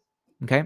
To change their behavior or to be more of a thing that they think they want, that kind of stuff. But that's a process that they've already predetermined themselves with will to want to do, right? So it's like, nothing of the sort is happening where somebody's like looking at a screen and going, no, it's I'm being mental mind controlled, hypnotized.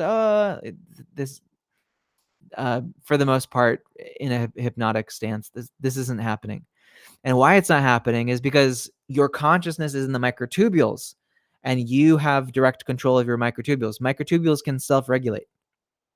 And so don't get lost in the sauce. If you think you're like, oh my God, somebody convinced me of something and it's just like this locked in state, it's like, no, that's not true. Your microtubules can modify their lattice structure at will at any time. So if you want to break out of a pattern of thought or thinking or something like that, you can just make a decision to stop.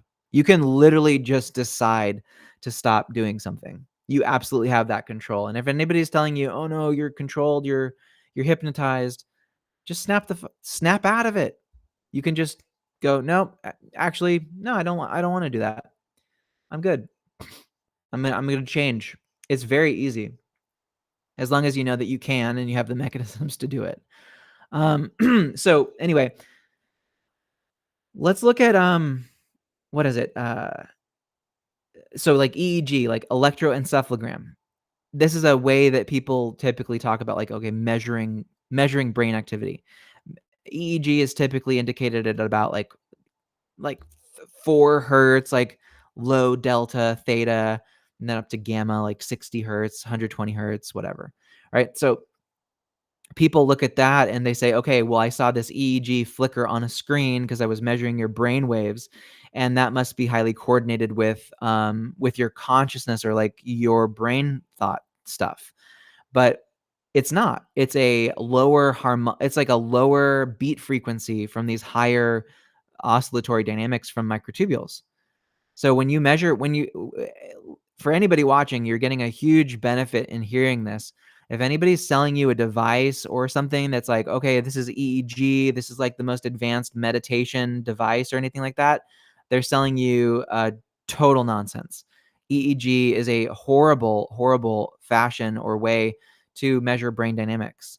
Even fMRI, in using like infrared light to measure brain dynamics, like a kernel or something like that. These are very poor choices in actually measuring the brain and measuring what really matters, which are microtubules. It's the microtubules that count. And when you're looking at these spikes in EEG, you're looking at descending third, fourth, fifth order, way later in the chain of command, like the crumbs of consciousness when you're measuring EEG. EEG is not it's not a like cone tip of the spear measurement of your brain dynamics at all. And anybody, like, again, it's been sold to people as like, oh, EEG is like a great way to measure the brain. They do it in science labs all the time. It's like that technology is like 100 years old and has not made any improvements at all. And they make correlative data points about it. They're like, oh, well, when people did this, their EEG did this, so that must mean this. And it's like, you almost need to throw out so much of that data. Because what you're really looking at are really high frequencies of 10 megahertz interacting with each other and creating cross patterns. And then you're just basically measuring like a very low rumble of a bigger, broader, more symphonic full picture of brain activity because of the microtubules. Is they're contributing to these higher frequency dynamics in the brain.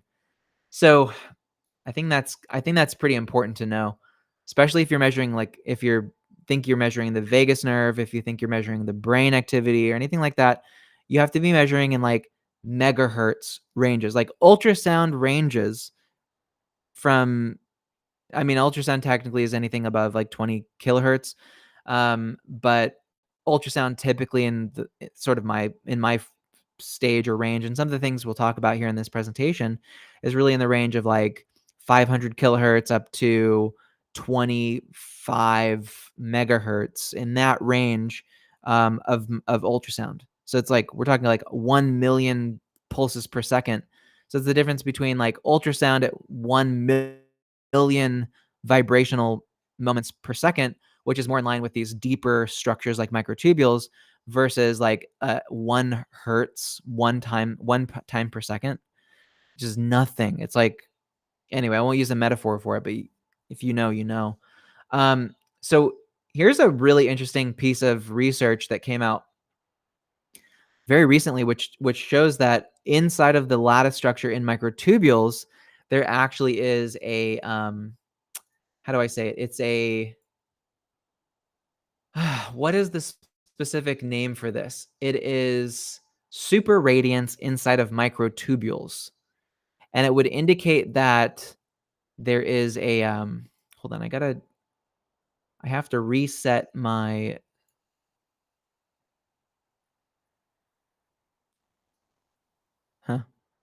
restart capture. Okay, there we go. Okay, cool. I just had to reset that feed there. Um, so yeah, so in microtubules, if you measure them with special photosensitive equipment, they found that the central column of these microtubules is radiating out bright ultraviolet light. And that ultraviolet light, UV light, which would be ultraviolet is something that you can't see. So ultra is anything kind of just outside the bounds of human perception, typically speaking. But the funny thing is there are instances where if you tune your brain really carefully, that you can see the blue light. You can see some kind of an ultraviolet uh, radiance with your own eyes and interpret it and see it in some way. And it's not a an unreal process. And I have personal experience. I will go into all the details, but I have been able to, in a certain kind of let's call it a contemplative practice that I've done, where I've actually been able to see this bright, glowing ultraviolet light. And the place where it was coming out of from me mostly was out of my heart, out of my chest, right over my heart, right from my heart, emanating out. Like, so it indicates to me that the heart specifically is super radiant on some incredible level. And your heart is one of the most amazing, probably quantum computers in your body. And it's connected to partially, in a large part, I think what could be helping that process is the microtubules in your heart would be what you're looking at. So there's a connection between the microtubules in your brain, the microtubules in your vagus nerve, and your heart that are super radiant. And the radiance is coming from measurably now within microtubules. So if you're someone who's like even woo woo adjacent and you like, but I've heard of these things, I've seen these things, we're now finding that like the old school scientists who wagged their finger at you, said there's no way, this is all woo woo spiritual hippie bullshit, you're just hallucinating it, it's not real. They're wrong. They're totally wrong. And we're finding out that there's some pretty incredible um, features of life within these microtubule structures that are it's just remarkable. It's really truly a remarkable structure. Um, and it spans across everything. But yes, my personal I can only speak to my personal experience, and I've heard other people echo that same sentiment, is that there are reported cases of people at some moments of higher states of consciousness where they've been able to visually see the ultraviolet UV light. Like somehow they tuned their brain microtubules to be able to pick up and receive this light in a sense. But it's very temporary, and you're like the amount of brain activity you have to have for it, like you have to be like your brain has to feel like it's your microtubules in your brain have to be really tightly tuned to it. Most people walking around in this low energy state are just not capable of seeing all that there is to see about the world and environment around them. And that's a truism that will last for all of recordable time. A lot of people walking around having no idea what the heck is going on around them. So here's another really, I think, really important, partially a study, partially a publication from it's the National Science Foundation, which showed that in models of brain injury, traumatic brain injury, that these microtubule lattices get severed and pulled and kind of damaged. And that is specifically the damage to the microtubules specifically, as what the National Science Foundation is saying, is that is what causes the disorders of consciousness that come from traumatic brain injury. So isn't that good to know? Now you know.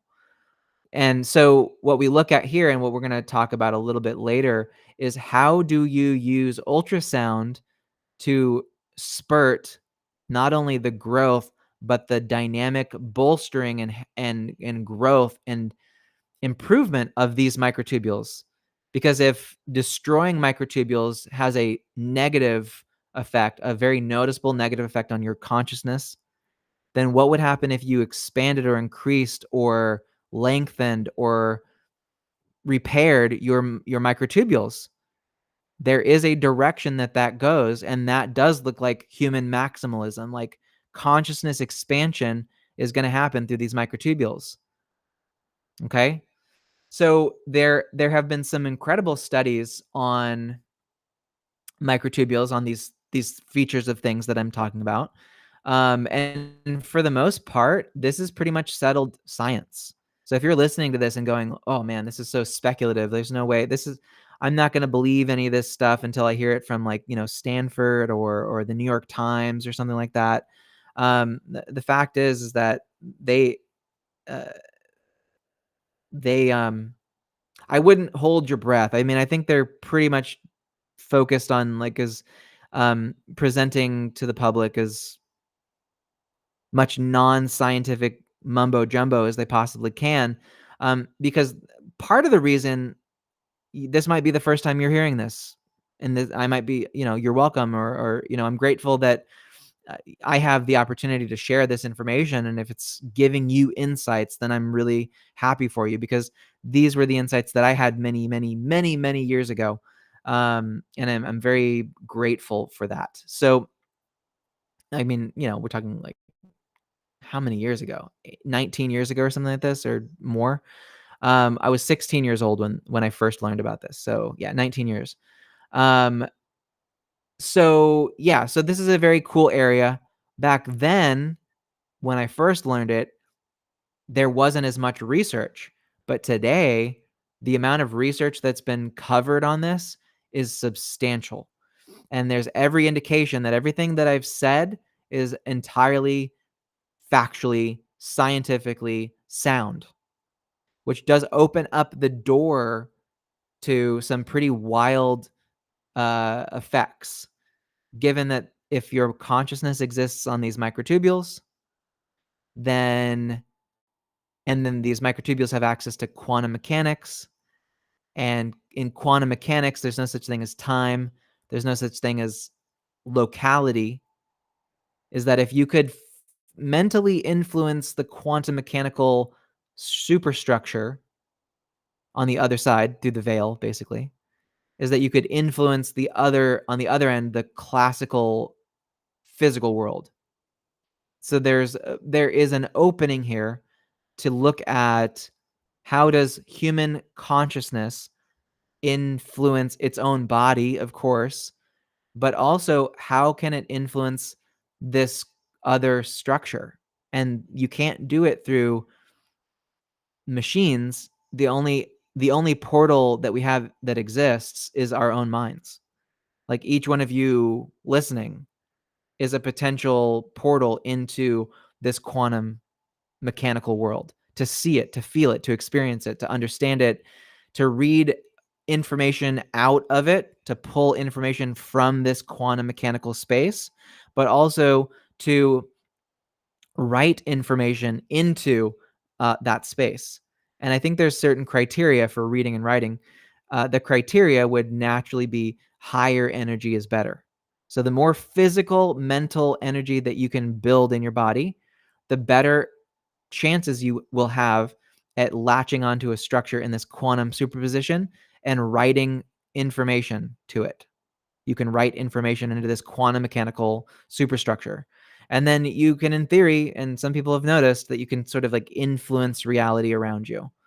And I don't know the limitations of that, but I'm relatively oriented to at least explore it as a possibility and get a better sense in terms of testing and that kind of stuff. I'm very interested in that. So that's an area of focus that I have right now. Um, but yes, I mean, another application here is for therapeutics, obviously.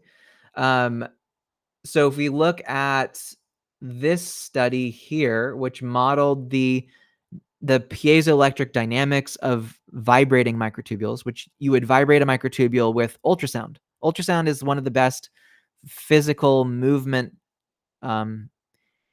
input devices for the human body and in physiology. Now you can put ultrasound into the brain through the skull and stimulate microtubules in your prefrontal cortex, which absolutely has a good positive effect. But you can also stimulate these really important branches of your vagus nerve in your neck and in the rest of your body. And so when you stimulate and vibrate these whiskers, these little ciliary um, fingertips of the vagus nerve, you are stimulating the microtubules directly, and you're inducing these waveforms in the vagus nerve itself, and you're kind of modifying or interacting with the consciousness of the vagus nerve. The vagus nerve is I'm just going to say it, the vagus nerve, from all the work that I've done and all the observations and everything, all the research that I've done, is that the vagus nerve itself is a independent consciousness from your brain. And that the vagus nerve actually is, in a sense, occupying in a collaborative companion type of way. You might consider it like the Nemertean companion.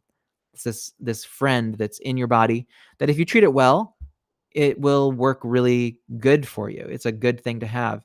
I mean, technically, if what I'm saying is true, if you treat your vagus nerve well and you take care of it, it could potentially give you access to the secrets of the universe, like through your third eye or something like that. But if you treat it poorly, the health outcomes are not good. That looks like severe inflammation. A lot of health problems can crop up if your vagus nerve gets messed up. And that would look like, basically these light channels in your vagus nerve are non-functional. Your vagus nerve loses consciousness and your body starts to fail. Mostly when your vagus nerve starts to fail, it's the bacteria in your body that are ready and poised and in a position to kill you and to eat you from the inside out.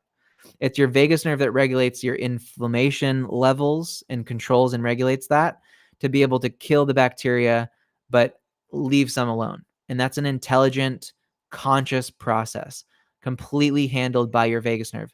None of you have thought of, okay, I want to create a little bit of acetylcholine in my spleen to regulate the cytokine levels in my blood.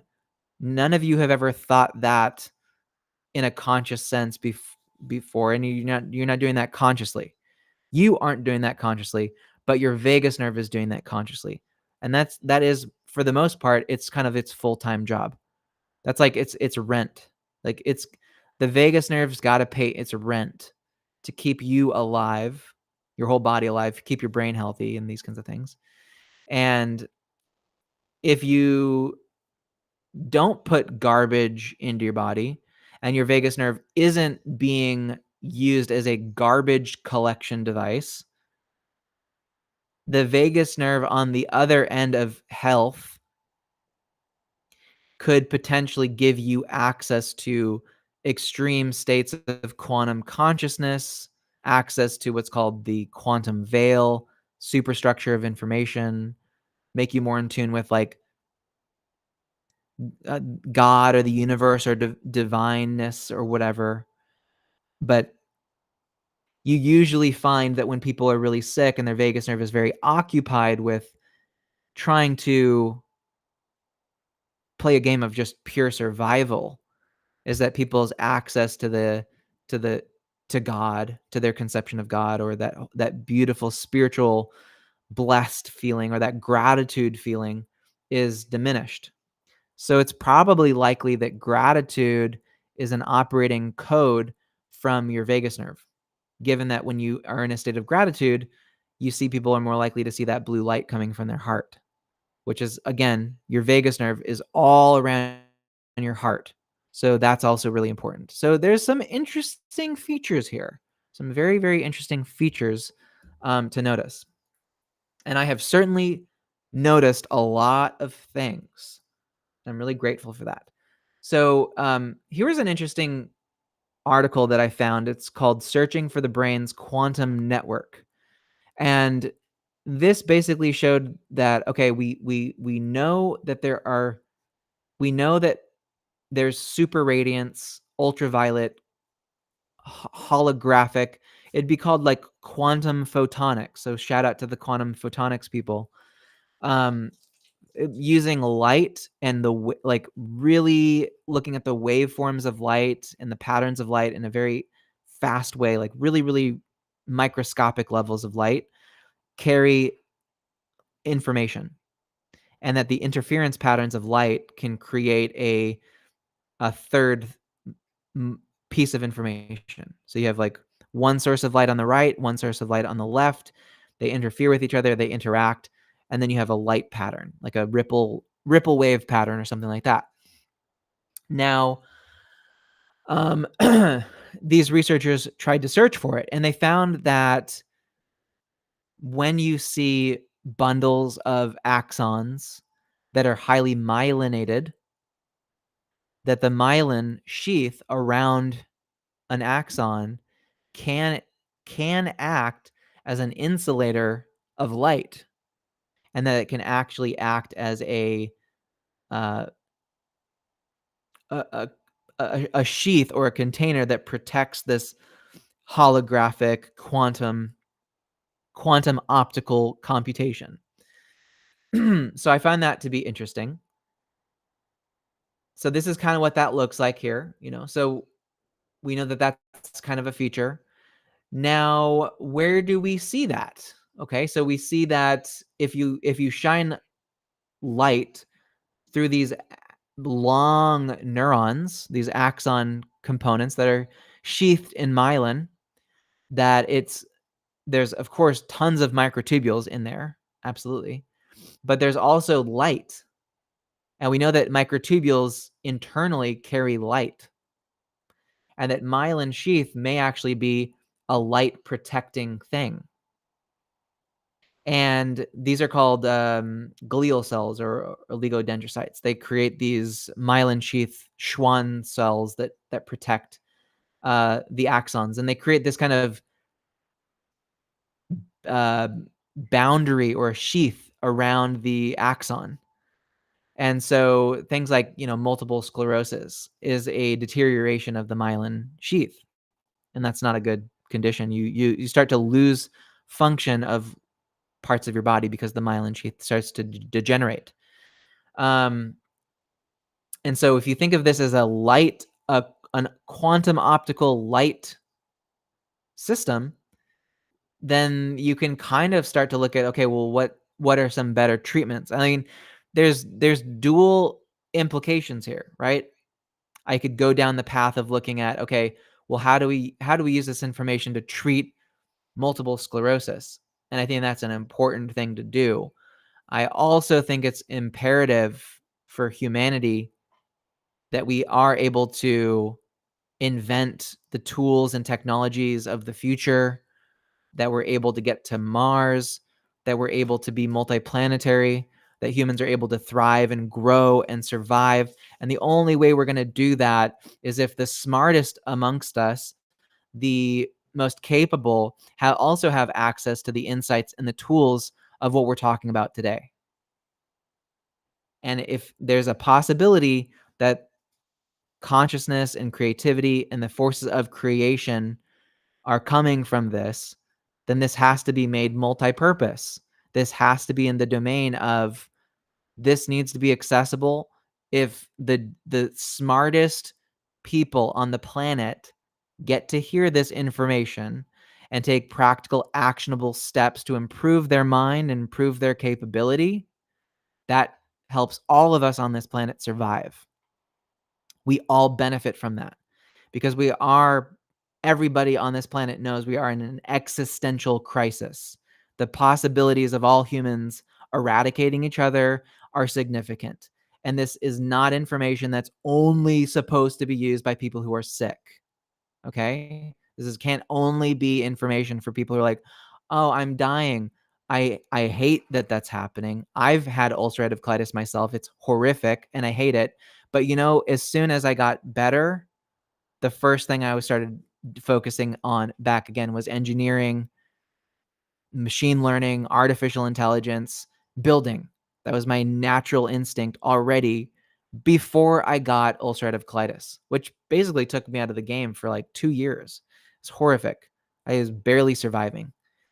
And then as soon as I got back and better, I was like, holy moly, because of the work I've been doing on my vagus nerve and stimulating and ultrasound and growing and doing some of these practices that I do, I'm like, wow. It was when my vagus nerve was super inflamed and occupied that I wasn't able to be as creative or as much of a powerhouse or a force of nature as I was before my vagus nerve and my colon got super inflamed, because my vagus nerve was so occupied with trying to regulate the inflammation that I didn't have access to this innate genius. And I'm not saying that, like, I'm not saying like, oh, I'm a genius. I am smart. I can admit that. I have an intelligent mind. I have a creative ability. I can understand these features. This stuff translates to everybody. People think of this kind of work, and I've probably contributed to it in a lot of ways, is to say that, oh, well, you only need to focus on microtubules or the vagus nerve or anything like that when you become sick. And that's bullshit. That is not true. You could focus on this right now as a healthy human being that has the unlimited expansive potential of all of humanity in mind. Is that if you enhance this structure in your mind and your body and your vagus nerve, that the future is an unlimited resource that you can build into. And I've seen some of the most incredible insights come from this stuff. So that I have been in the space long enough to know that, like, my my personal focus cannot just always be on the therapeutic applications of ultrasound or the therapeutic applications of vagus nerve stimulation or this work. It can't just only be focused on, I'm dying and I need help urgently, because that stresses me out and I can't do that. That's not fulfilling for me to do for the rest of my life. So I'm like, okay, I need to balance this. Like, this is obviously critical when you're like the most extreme scientists, athletes, the most peak performers on the planet, the most genius amongst us. They're all utilizing these networks of thought. And so we're going to talk a little bit more later, very soon, about what, with this in mind, what can be done to enhance these structures or these features. Can you get more out of your vagus nerve? Can you get more out of your microtubules? Can you enhance your consciousness? The answer is yes, and we have practical ways to do that. So again, this is changing the way we look at cells, changing the way we look at synapses, the way we look at computation, of thinking, of thought, of creativity, of understanding, like, why when people can visualize something in their mind, it seems to manifest or seems to come true or something like that. I mean, I'm a reported case myself personally. So that's all, of course, people on the internet will tell you, like, I can read from other people and they say, like, oh, I used in part the power of thought, the power of intention, of incantation, or different practices of mind, of consciousness, to repair parts of my body or to repair illnesses, to come back from something. Like, it's almost like I've been reading people claiming, like, they could use their consciousness to, like, modify their own DNA or deal with intergenerational trauma and repair that and replace it with more empowering things, and that it's a lasting effect. And I was like, okay, I mean, yeah, maybe, but I've seen that now, and I know that there's something happening there, and there's enough evidence now to show that that's actually possible, and that's That's a formalizable thing. It's not just a up to chance anymore.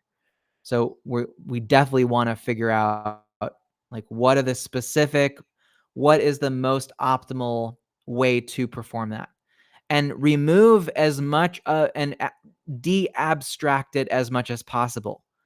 Because I know somebody in like some spiritual tradition, like a Kundalini practitioner will go like, yeah, I already knew that, Sterling. Of course you can do that. And I'm like, yeah, okay, but in order for someone to learn that, they have to like, become a specific join a religion, they have to do XYZ, and they have to learn like 1,000 pages of chapters from the Buddha. And I'm like, okay, but I don't have time for that. Like, you're making this inaccessible for like the smartest people on the planet. For some need of like, this has to be my way or whatever. And so I'm like, no, just make it available, make it as simple as possible, as standardized as possible. Again, this is my American pragmatism speaking.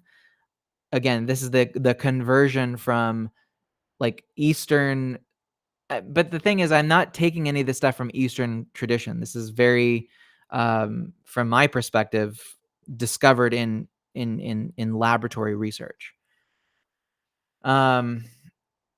And again, you might be asking, well, why haven't I heard about this on CNN?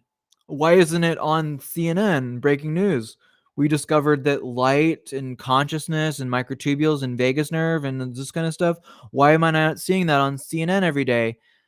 I'm gonna let you try to figure out that. I'll let you be a creative force of trying to figure out why that is the case. Given that this is evidenced research, this is published data. Anyway, so here is another interesting thing to give you a sense of, for people who are a bit on the fence about this Orch-OR, how could it translate into the vagus nerve? Because there was so much ground covered in like just looking at the vagus nerve, just looking at microtubules in the brain sustaining quantum effects. That was even a leap. Now that's pretty much validated. But in the vagus nerve, how is that possible? Well, what I have here is a sort of a very up close slice of a microtubule, organ donor derived vagus nerve biopsies. So people who were organ donors, right? People who passed on, who donated organs. They were able to take sort of biopsies of the vagus nerve around the heart and look at it, and they found microtubules in huge amounts, bundles just like this, surrounded by myelin, super thick myelin sheath stuff in these highly structured, highly ordered patterns. The vagus nerve is the longest, most densest, most myelinated microtubule structure that's continuous from your brain all the way down to your to the rest of your body in the whole thing. I mean, it's clear cut that we're talking about, when you see microtubules in these structures protected by myelin in long distances, and they're safe and they're protected and isolated from the outside environment, that you have not only consciousness, but you have what would be considered consciousness that is independent, sort of like how you are a self, how you have memory in your brain. The vagus nerve has all of those features, but even more. It's possible that the vagus nerve is the most conscious thing in your body, more so than what's going on in your brain. That the vagus nerve itself has all of these ingredients where you could categorically say, oh my gosh, it's the vagus nerve specifically that is a separate consciousness. Because again, we know the vagus nerve is doing things. important things, regulating immunity, giving us our gut sense, regulating our heart rate, our blood pressure, our digestion, our sensitivity to toxins, and all this kind of stuff. We know the vagus nerve is doing that. We have reports that the vagus nerve is in our brain, controlling some of our thoughts, memories. Your vagus nerve is injected into your brain. There's some evidence now. I'll move on from here. But there's some evidence recently showing that when someone has a memory of a past event, that their vagus nerve starts to create the inflammation that happened in the past. Meaning, let's say so 3 years ago, you got sick. Your body had an inflammatory reaction and you got better. But there's a memory, there's an engram memory in your brain, in your insular cortex, that can be reactivated. So let's say that you got sick, but it was at the same time that say if you're female, that your boyfriend broke up with you on a trip to Europe or something like that. Let's say you went to a trip, you went to Europe, you had a bad breakup, and then a month later you got severely ill.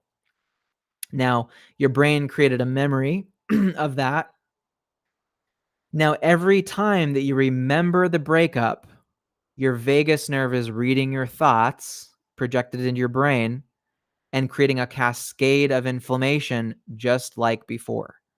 So by you not knowing how to control and regulate your own mental picture and thoughts and focus of consciousness, is that you are paying the ultimate price and killing yourself slowly every day. By ruminating on old things that have happened, you are, in a sense, priming your vagus nerve to go back into that state and start pumping your body with inflammation again and again and again. So you are paying a price by not learning some of the techniques that I try to teach people all the time. So there is a cost you're paying. If you're like, okay, I feel like I have brain fog, inflammation, um, these kinds of features, right? You have this kind of persistent inflammatory state. Drugs are not going to fix you. I'm sorry. Just factually speaking, an SSRI is not going to come in and fix the day. If you can't learn how to control the visual light hologram of your brain, of your mind, of your thought form, then, and you just find yourself like, okay, this stuff is bubbling up, you can't control it. There's these kinds of things have to be controlled for. You have to know how to do that. Usually you do that through learning. My suggestion would be mnemonic memory, MNEMONIC, mnemonic memory. I learned some of these programs when I was a kid about how to visually see something in your mind's eye, or to have just really getting good regulation over your mental space is critical for making sure that your vagus nerve isn't trying to kill you, basically. But your vagus nerve isn't trying to kill you. It just doesn't necessarily know the difference sometimes, because it needs to be responsive, right?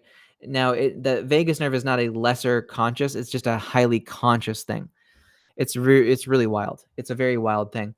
So anyway, here's kind of in the world of vagus nerve stimulation, which I love. I'm super passionate about vagus nerve stimulation from both sides. I don't think that in the future it won't just be people who are like, "Oh, I have a severe autoimmune disorder and I'm stimulating my vagus nerve." You're going to see people who are like, "I'm perfectly healthy and I'm stimulating my vagus nerve too." You'll see people who are like hardcore engineers, athletes. I mean, yeah, obviously vagus nerve stimulation has made a complete breakthrough moment into the public eye. I mean, there's devices now that like athletes are buying and using on their vagus nerve and using it to be as healthy as possible. That's for good reason, because the vagus nerve is that important. So, yeah, so you can measure it. You can measure the vagus nerve. You can stimulate it. You can do all kinds of cool stuff with that. Here's some interesting features for those who are like, well, okay, how does the vagus nerve like How do I know it's here? Or what am I looking at? Or whatever this is. So when you hear me speaking, you're hearing my vagus nerve speak, basically.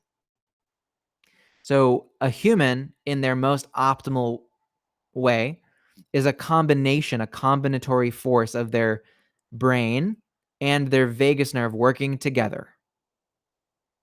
It is the moment that you forget that you have you can get what's called um like unconscious competence is the state that you want to be in ultimately. Unconscious competence is a realization and a deep knowing of the brain vagus nerve dichotomy and utilizing it to the best of your ability, because you will always have a supreme advantage over anyone else if you do understand this. And there are people amongst us who do understand this. And if they're good people, that's good. But if they're bad people, that's bad for you. Okay? So your voice specifically is coming from your vagus nerve. It's your vagus nerve that generates your voice. Now, if the vagus nerve is conscious, as I'm saying it is, the vagus nerve is a conscious structure, highly conscious structure, almost acting independently of your main brain. If it's the thing controlling your voice, then when you hear me talking, are you hearing my brain or are you hearing my vagus nerve? You might be hearing my vagus nerve speaking. And the vagus nerve, again, is piped into my brain. So my brain, my conscious mind, is thinking in terms of imagery and directing the next thing that I'm saying. So there's that relationship between the two. So you can do some incredible stuff with this. I mean, if everybody's listening to you, if you have conversations with people, you influence people, whatever, your voice is a manifestation of your vagus nerve specifically. Okay? So, and this is evidenced. I mean, if you cut your vagus nerve, you lose your voice in certain areas. I mean, your vocal cords specifically are a great indication of your overall vagus nerve health. Like if you know how to listen to someone's voice, you can understand in real time a little bit more about their vagus nerve. And so there's some specific features that you can listen to. Maybe I'll do another video about that or something like that, but there are features of listening to a human voice that are features of vagus nerve health or unhealth or well-being or whatever you want to call it. But there's definitely imprints of the vagus nerve in the human voice, but like big time. And it's not the words that you say, it's the way that you say it, but also the words you say do play a big role because yeah, it's a very interesting relationship between it. But understanding that your vagus nerve is probably a quantum computational conscious thing utilizing like classical electromagnetic processes and light, ultraviolet light, then the ability for your vagus nerve to think fast, like faster than the speed of light. If you think of quantum computation doesn't take time to do. So if you're in a vagus nerve state, your vagus nerve could be accessing quantum foam information on the other side of the veil and pulling back information from the information structure.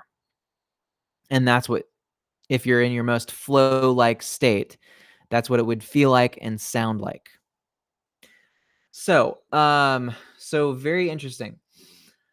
So we know the vagus nerve does travel from the brain through the lungs to the spleen, the kidney, the stomach, the liver, the intestines, all over the body. And it's kind of one big network branching out like that. Now it's possible that branching is a feature and that's an important feature. Now a lot of these just considering the scale of the vagus nerve and the tininess of microtubules, the amount of microtubules that you can pack into a vagus nerve is substantial. And that they're grouped and that they're myelinated does mean you have some incredible abilities and incredible power. So I want to talk to you a little bit in a few moments about potentially using something like ultrasound, using different maybe supplementation or just some light, like very high level touch points on, is it possible to grow the microtubules in your vagus nerve to enhance your consciousness, to be better. Now, what does being better mean, or human maximization? It's the difference between, like, okay, there's a problem in front of you.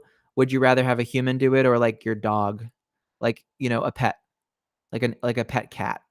Or better, would you rather have a pet cat if you could talk with a cat? Would you rather have a cat solve a problem or a mouse? I'd rather have the cat do it. If we're just thinking about purely like the amount of microtubules in their body, that's the main criteria. So that's what we're looking at now. Yeah. So this is the feature of growing your microtubules in your vagus nerve. One thing I just want to touch on real quickly, which I think is always so important and people don't really, I think, acknowledge enough, is that if you have neck pain, if you have a compressed neck area, you're compressing your vagus nerve, you're losing access to the most incredible nerve in your entire body.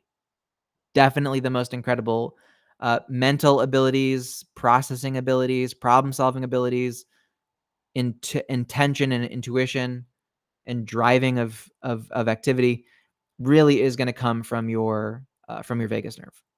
So if you have neck pain, if you slouch, if you have bad posture, if you have computer neck or tech neck, I'll just make a passing recommendation, something like an iron neck, or there's different kinds of rehabilitation tools you can use.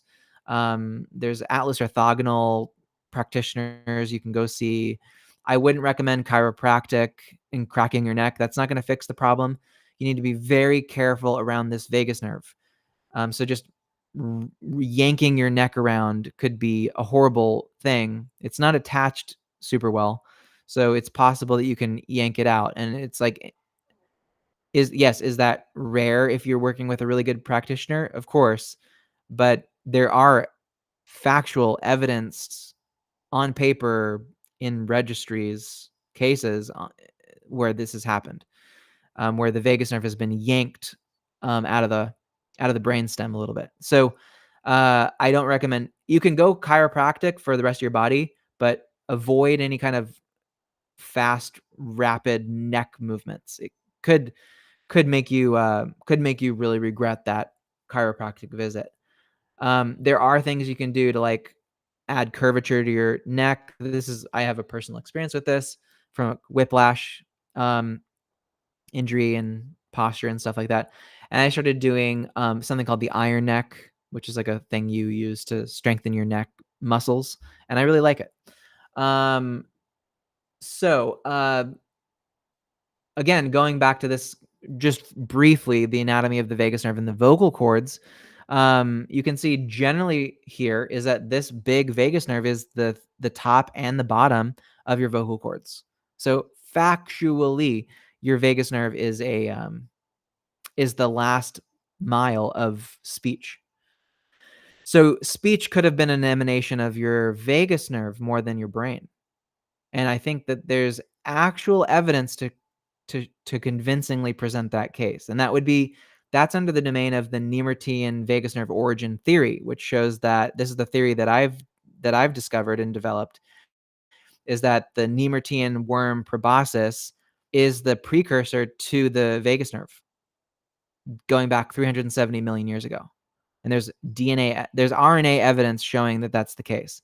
There's structural evidence, there's anthropological evidence, there's tons of things to show that's the case, which is really cool, but really weird and freaky too. But anyway, so in terms of the growth pattern of the vagus nerve, I think it's important and this is kind of preparing you more for a later conversation around the Niemertian vagus nerve origin hypothesis, which we'll be doing very soon, if not in the next week.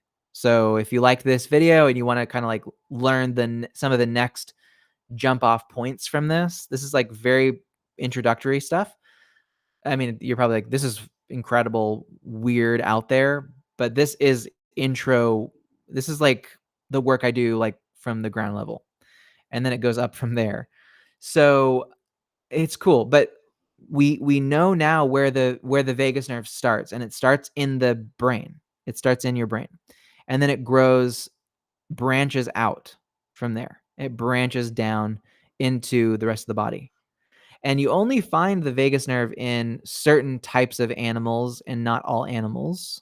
You mostly find it it's in tetrapods and it's in some fish, but it's not in all fish. So you can't say that the vagus nerve goes back forever.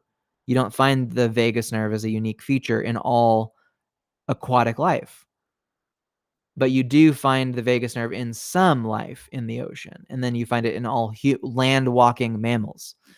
So you go, okay, there's maybe it was the vagus nerve that allowed us to walk on two legs and to create a global civilization, and that would be again a manifestation of microtubules.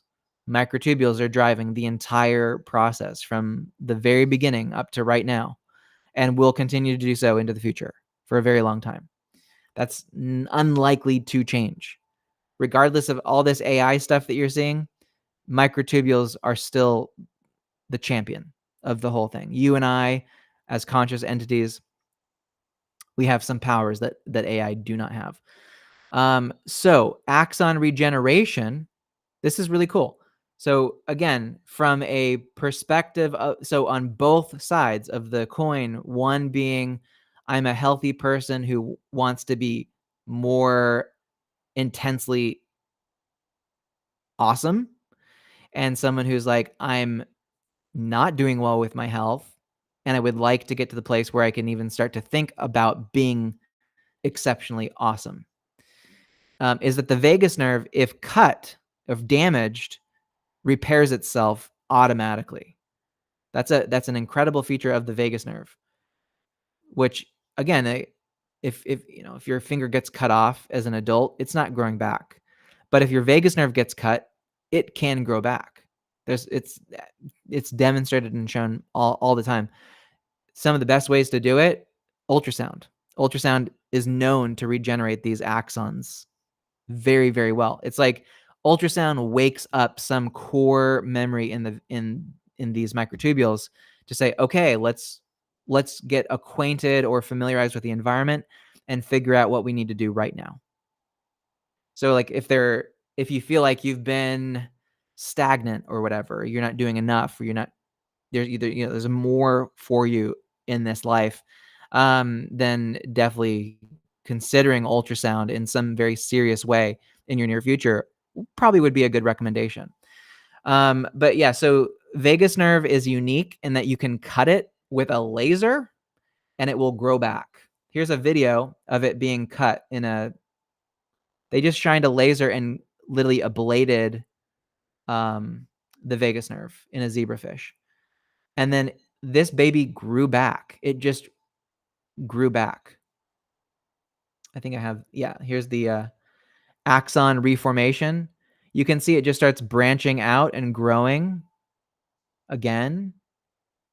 Oh, and this is even this is a weird one. See these those green dancing things? Those were transplanted from another brain. So they took the one vagus nerve neuron, one single neuron, and it was like, cool, I know exactly what I need to do and where I need to go. And it starts growing the entire length and distance and pathway. Oh my gosh. Isn't that bizarre? So, and it's like, okay, you cut me. I don't care. I'll regrow. I'm just going to regrow. Don't mind me. Here we go. So it just has an innate knowing and an innate sense of what it needs to do. That's pretty cool. Let that sink in. Okay. So the vagus nerve is the direct link between your brain, your mouth, and your gut. That's I think we know that now, and you can see just how much the branching happens with the vagus nerve throughout the body. It's absolutely wild, absolutely phenomenal. Um, so yeah, it again totally controls your voice. So when you speak, you're listening to someone's vagus nerve, not necessarily their brain. Their brain to a degree, obviously, but you're more listening to their vagus nerve, and you can hear features of their body in the voice.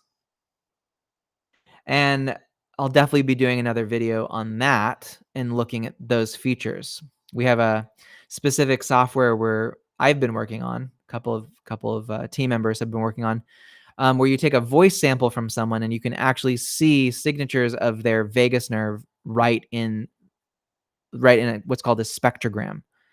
It's really wild and it's really cool. And I think it's a game-changing insight. It's like one of those things where it's like, okay, it was obviously there to be found. I didn't invent the voice. I didn't discover the voice, but I looked at it from a different perspective and I found something really interesting. That's something I'm known to do. Because I'm not technically locked into any one dogmatic discipline where I'm not allowed to just honestly look at the data and the facts and make an honest assessment. That's a really cool feature that I have. But that also means, I'm not a Harvard professor. Could I be? Absolutely, I could teach classes at Harvard easily. I've spoken in front of Fortune 500 companies. I've spoken at public and private university students in deeply technical fields about all of this work that I've done. I've got the chops, right, to do this stuff. Um, but because I don't clamor for the prestige points of academics, I'm able to just go, you know what? Let's crack open the data. Let's crack open the knowledge. What do we find? And at first, even if I'm like, I can't believe this, me not believing it doesn't mean that it can't be true or that it can't be pointing to something that's insanely cool and powerful. And my main interest is I personally have a vested interest in my own survival. And I would love that people out there who are keeping the world afloat right now, keeping planes in the sky, keeping trains running, keeping things working, this big dynamic system that we have on the planet, I would like that to keep on working. Personally, I'm not really aiming for some kind of a apocalyptic scenario. And so this stuff that I know can help 100%. This is deeply relevant to the world as it is right now. And so I will probably go hard in, of course, if it seems like I'm trying to convince people of this stuff. Uh, on one hand, I've let go of the need personally that like everybody in the world has to know this and has to do it. But I also believe that like in the universal intention and like on a divine level, the people who need to hear this will hear this. And I'll just continue to show up in my way that to the best of my ability to show up to share this information and knowledge with people and hopefully put them on the right track and hopefully keep our planes flying in the sky so people aren't dying. That would be good. I'm very interested in just making sure that people aren't dying. And that works on both levels. Two levels. Making sure that the people engineering our society are extremely at the cutting edge of their own consciousness and understanding that to the nth degree as much as they can possibly know. But then, of course, people who are suffering and struggling right now, of course, I think they can absolutely benefit from this. I've seen that myself, and it's true. So, I have to balance the two. It's a difficult game to play. I'll tell you that. I have tried to take the last 6 months to try to navigate, like, how the hell how can I do that? I can't give up on some of my old work with, working, like, looking at the disease model of the vagus nerve, knowing that there's a what is it? Transcendental model of the vagus nerve as well. So, it's a delicate game to play, but I don't have any answers, and there's no guide for me to do this. But I trust myself enough. My vagus nerve is extremely awesome, and I'm gonna trust myself that I know how to do this, and I'm gonna do it. And that's what you're watching right now. um, so so anyway, what are the potentials for stimulating the vagus nerve? Stimulation of the vagus nerve, I think, is important in all levels of society. You can use ultrasound. That's my preference. Ultrasound is my preference. You can electrically stimulate it. You can get a cuff. You can do ear stimulation. But in the long, big scheme of things, yeah, vagus nerve stimulation with ultrasound, hands down, is the better option. Always. I Given some of the features of bioelectric medicine and what we know about putting electricity into the body, I don't think we know enough about electrical tools or devices to really be comfortable in saying, like, yeah, we should just be putting electrical pulses into the body. I don't know. I have a lot of experience with ultrasound. I know what it's capable of. I know what it can do. It's the technology that I personally trust and I stand by. Ultrasound is fantastic. Like, literally awesome. Oh, here's the picture from that study on when so basically just showing that even if you've recovered from an illness, from an inflammatory autoimmune condition, but you have a memory flash in your mind and you remember it, it can trigger a full scale inflammatory cascade and make you as sick as you were the day that you got infected. Complete reactivation of an immune attack. This is the looming threat amongst all of our heads, is that if you have been sick at one point in time, is that your brain is primed and coded to kick off every type of inflammatory cytokine and leukine in your body to make you as sick as a dog and potentially kill you if you don't get in control of your own memory. If you don't get control of your own mental mind, your consciousness, through practices like ultra priming, through sleep practices like ultra sleep. These are features, or the ultra power audio program. There's some features, these things that I've invented and created and put together for my people. I have tons of resources to help you with many of these things I'm talking about. A lot of them are just like freely available on my website and these kinds of things. But again, if you're like, why is this important? I'm like, why isn't it important? Can you afford right now to get insanely sick for the next 6 months? Can you afford to have that happen? Do you want that to happen?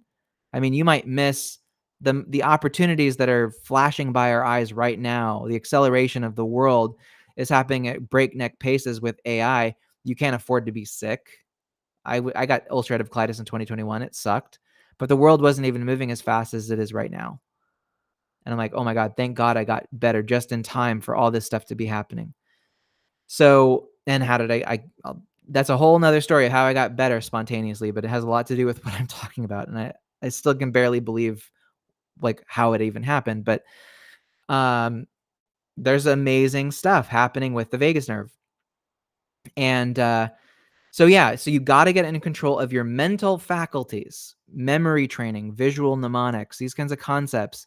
These are not just like play toys of people doing I just want to impress some of my friends. Some of the skills that you need to develop really about tightly controlling your mind, controlling your ability to generate visual imagery in your mind, super critically important. And we'll lose that ability if we give our minds up to just watching TikTok videos all the time. Because again, it's a light input into your mind. It is, in a sense, converting you into a manifester of a bigger body. You will become the the the fingers of the AI if you don't really take radical control over the inputs in your mind. They have an effect through your vagus nerve, and your vagus nerve is influenceable by your thoughts, by your visual thoughts mainly, by the holographic light show that you can put on for your vagus nerve is there. So pretty wild stuff, but yeah, they did some pretty incredible mouse research, and I got to see the uh, researcher Asia Rolls in New York back in 2022 giving a presentation on this groundbreaking research, and I'm like, oh my god, all these things about having better mental acuity, being able to understand in real time what is consciousness, what are you seeing, what are you thinking, regulating your own mental imagery is so critically important, because if you let your guard down for a moment and you re-trigger some of those individual neurons that remember when you got sick 3 years ago, like let's say if you have like an illness in your past and you got really really really sick, and you feel like you don't have that really tight level control over your memory and your ability to visualize things intentionally, you are at risk of potentially losing it all. It's not, you just can't afford to get sick like that, right? If you know that it's something that you can control, I'm telling you, you do have conscious control over that. But you probably have to learn some skills. There are some skills. There are some ultra skills that you can learn to be able to kind of understand that. That's definitely stuff I teach. I love talking about it. I've done a lot of content on that, but I'm probably going to continue to do content on that because I think it's really critical. Anyway, here's another picture of the vagus nerve, how branching it is. If you've never seen it, it's awesome. Non-invasive ultrasound stimulation of the spleen to treat inflammatory arthritis. This is a phenomenal field of work to do ultrasound stimulation.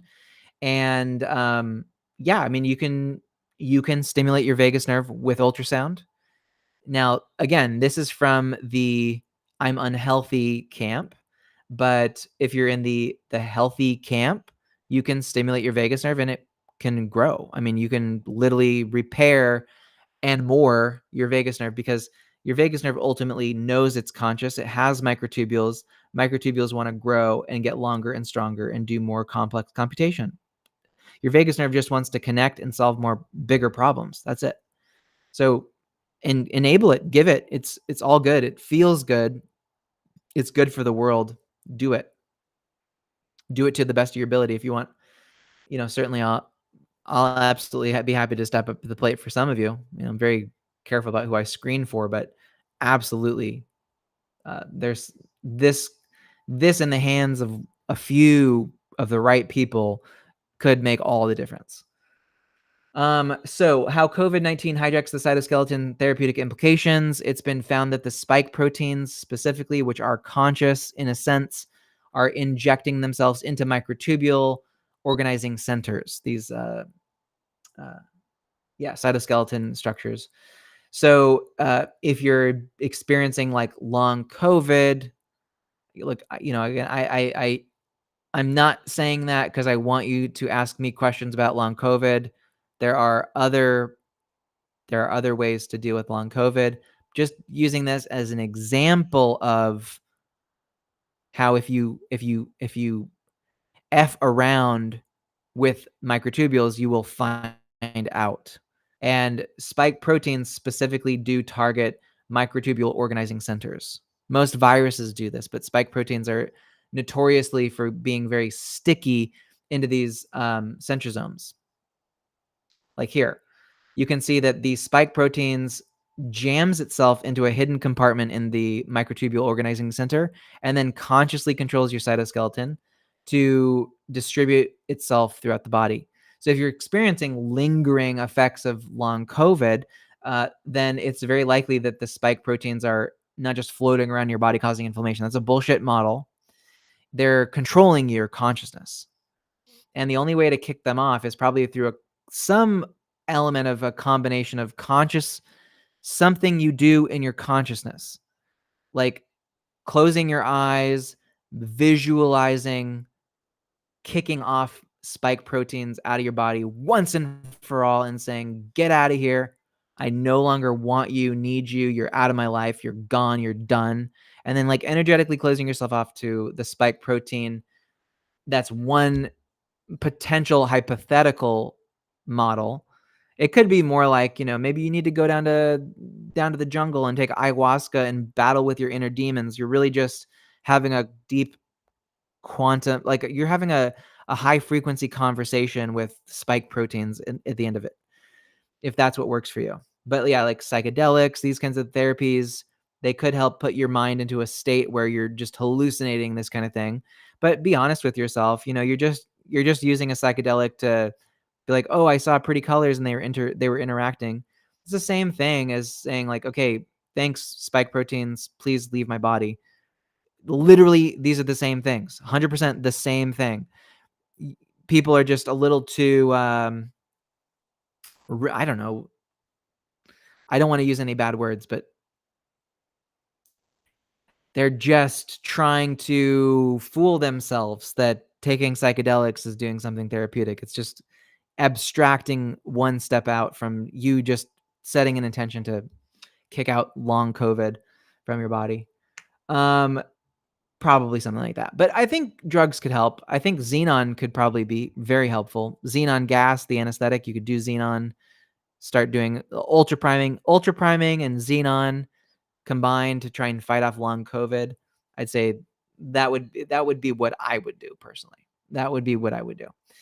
But anyway, let's see. Here's another thing that showed that if you pass a certain particular frequency of electromagnetic waves, which can be induced by ultrasound, into microtubules, they get stronger, they grow longer, and they polymerize faster and almost instantaneous if you hit them with the right frequency in the right spot.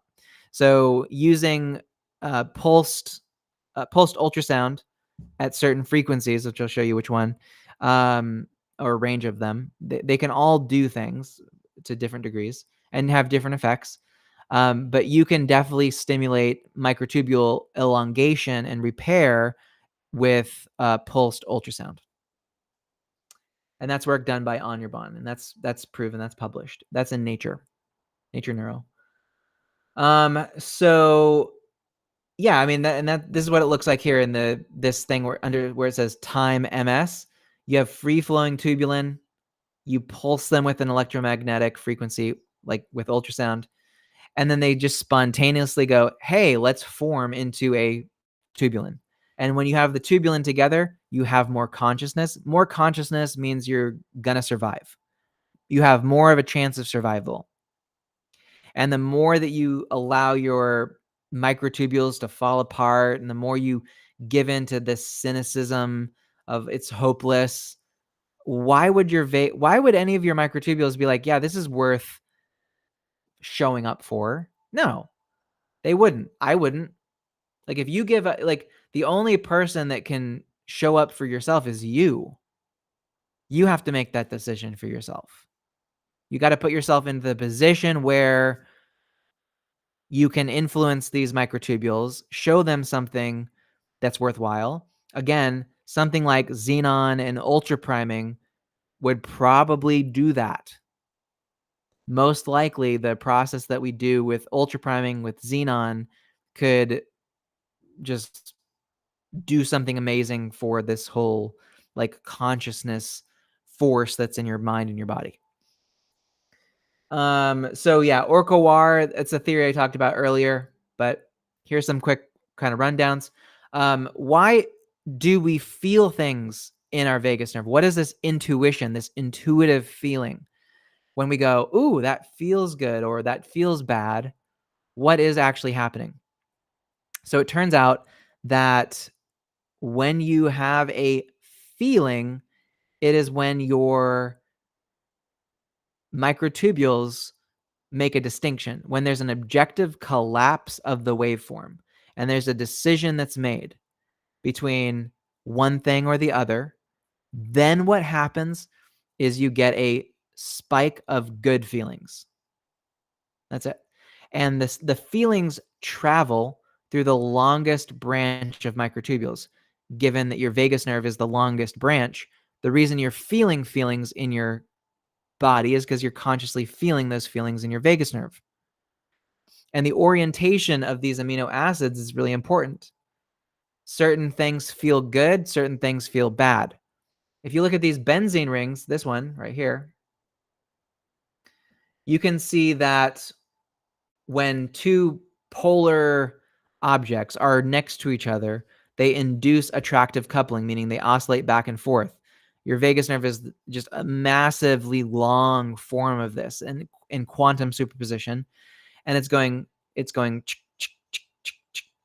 like back and forth, like those metronomes on the plate, just back and forth. And when it collapses to one or the other and it sticks there, you get this jolt of basically this collapse of the waveform that travels forward and backwards in time. So when you have an intuitive hit, it's very possible that your vagus nerve is feeling into the future. So when you get, again, knowing your intuition is important, knowing how to feel your vagus nerve is important, and knowing how to be mindful of these intuitive hits can help prevent some of these disasters or mitigate some of these disasters that can happen in people's lives when they stop listening to their own intuition. When you stop listening to your own intuition, there's a problem. There's something wrong. And when you start getting feelings in your gut, there's something wrong. Totally. There's definitely something not good. And you need to listen to it, and you need to take drastic action. You need to seek out help when that happens. If you have any indication that you have anhedonia or lack of intuition or lack of a gut feeling or something like that, your vagus nerve there's something wrong with the vagus nerve, and you need to fix that problem immediately, because it's just a matter of time. It's a ticking clock between now and when you get really, really, really ill. Because again, your vagus nerve is being taken off of its duty. It's going to be distracted by major illness. So yeah, there's some interesting features here. But if you're following me on Twitter, you've seen a lot of this stuff before, but there's different gradients, fractal patterns that go from pyramidal neurons to microtubules to tubulin and on. One of the drivers of life itself is this desire of molecules to be closer and more connected, because then they get to experience consciousness. Consciousness happens when sustained moments of consciousness happen when you have two or more benzene rings next to each other. And the more benzene rings, the more the more tubulin of microtubules you have collected in one area, the more human maximization, or the more of consciousness maxima you hit, because it feels good, but it also provides the ability to process information non-computationally, meaning you're smarter. Basically, you appear to be wizard level smart when people are like playing at a lower level, like a level. It's not even, it has nothing to do with IQ. It's a intuitive knowing that's connected to like the reserve force of the quantum universe or something like that. And you could have someone who's really, really, really like has raw intelligence, but if their microtubules are clogged or clouded, they can't operate on that really high consciousness level. They're not sustaining a lot of consciousness. This is an important chart here, which is that plants have a level of complexity and a level of consciousness. They have an intensity of experience that's exactly in line with how many microtubules they have, or how many tubulins, or the content complexity. There's kind of a driving force of more conscious moments more often, more intense conscious moments happening more often. These are the two criteria for what vagus nerve is seeking. More conscious moments, meaning more collections of microtubules in one place to take advantage of consciousness forces, and happening more often, more intensity and more frequency. Intensity and frequency. These are, or complexity, but frequency of how many times it happens, and how complex you can get in that domain. You would look at, okay, a plant is conscious. It experiences reality at a very slow level, but it is following the sun, and that's a quantum process. It's doing that through consciousness. It's as if, you wake up and you turn your face towards the sun as a conscious being. You share that feature with a plant, with plant cells, with the leaves of a plant. You have the same thing with animals, with fish, with paramecium, with simple bacteria.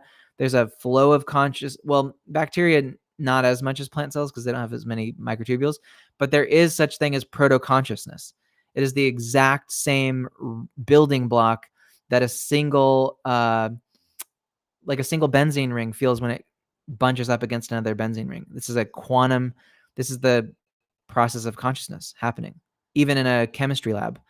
So it's really amazing. But we're at the cusp right now where humans can maximize. We are urged to maxima because of the AI that's coming, because of the enhancement of capabilities, and how much the AI will take over for us. Is humans can start maximizing our consciousness, because computers have not maximized for consciousness yet.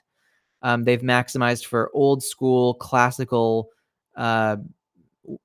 ones and zero based computation.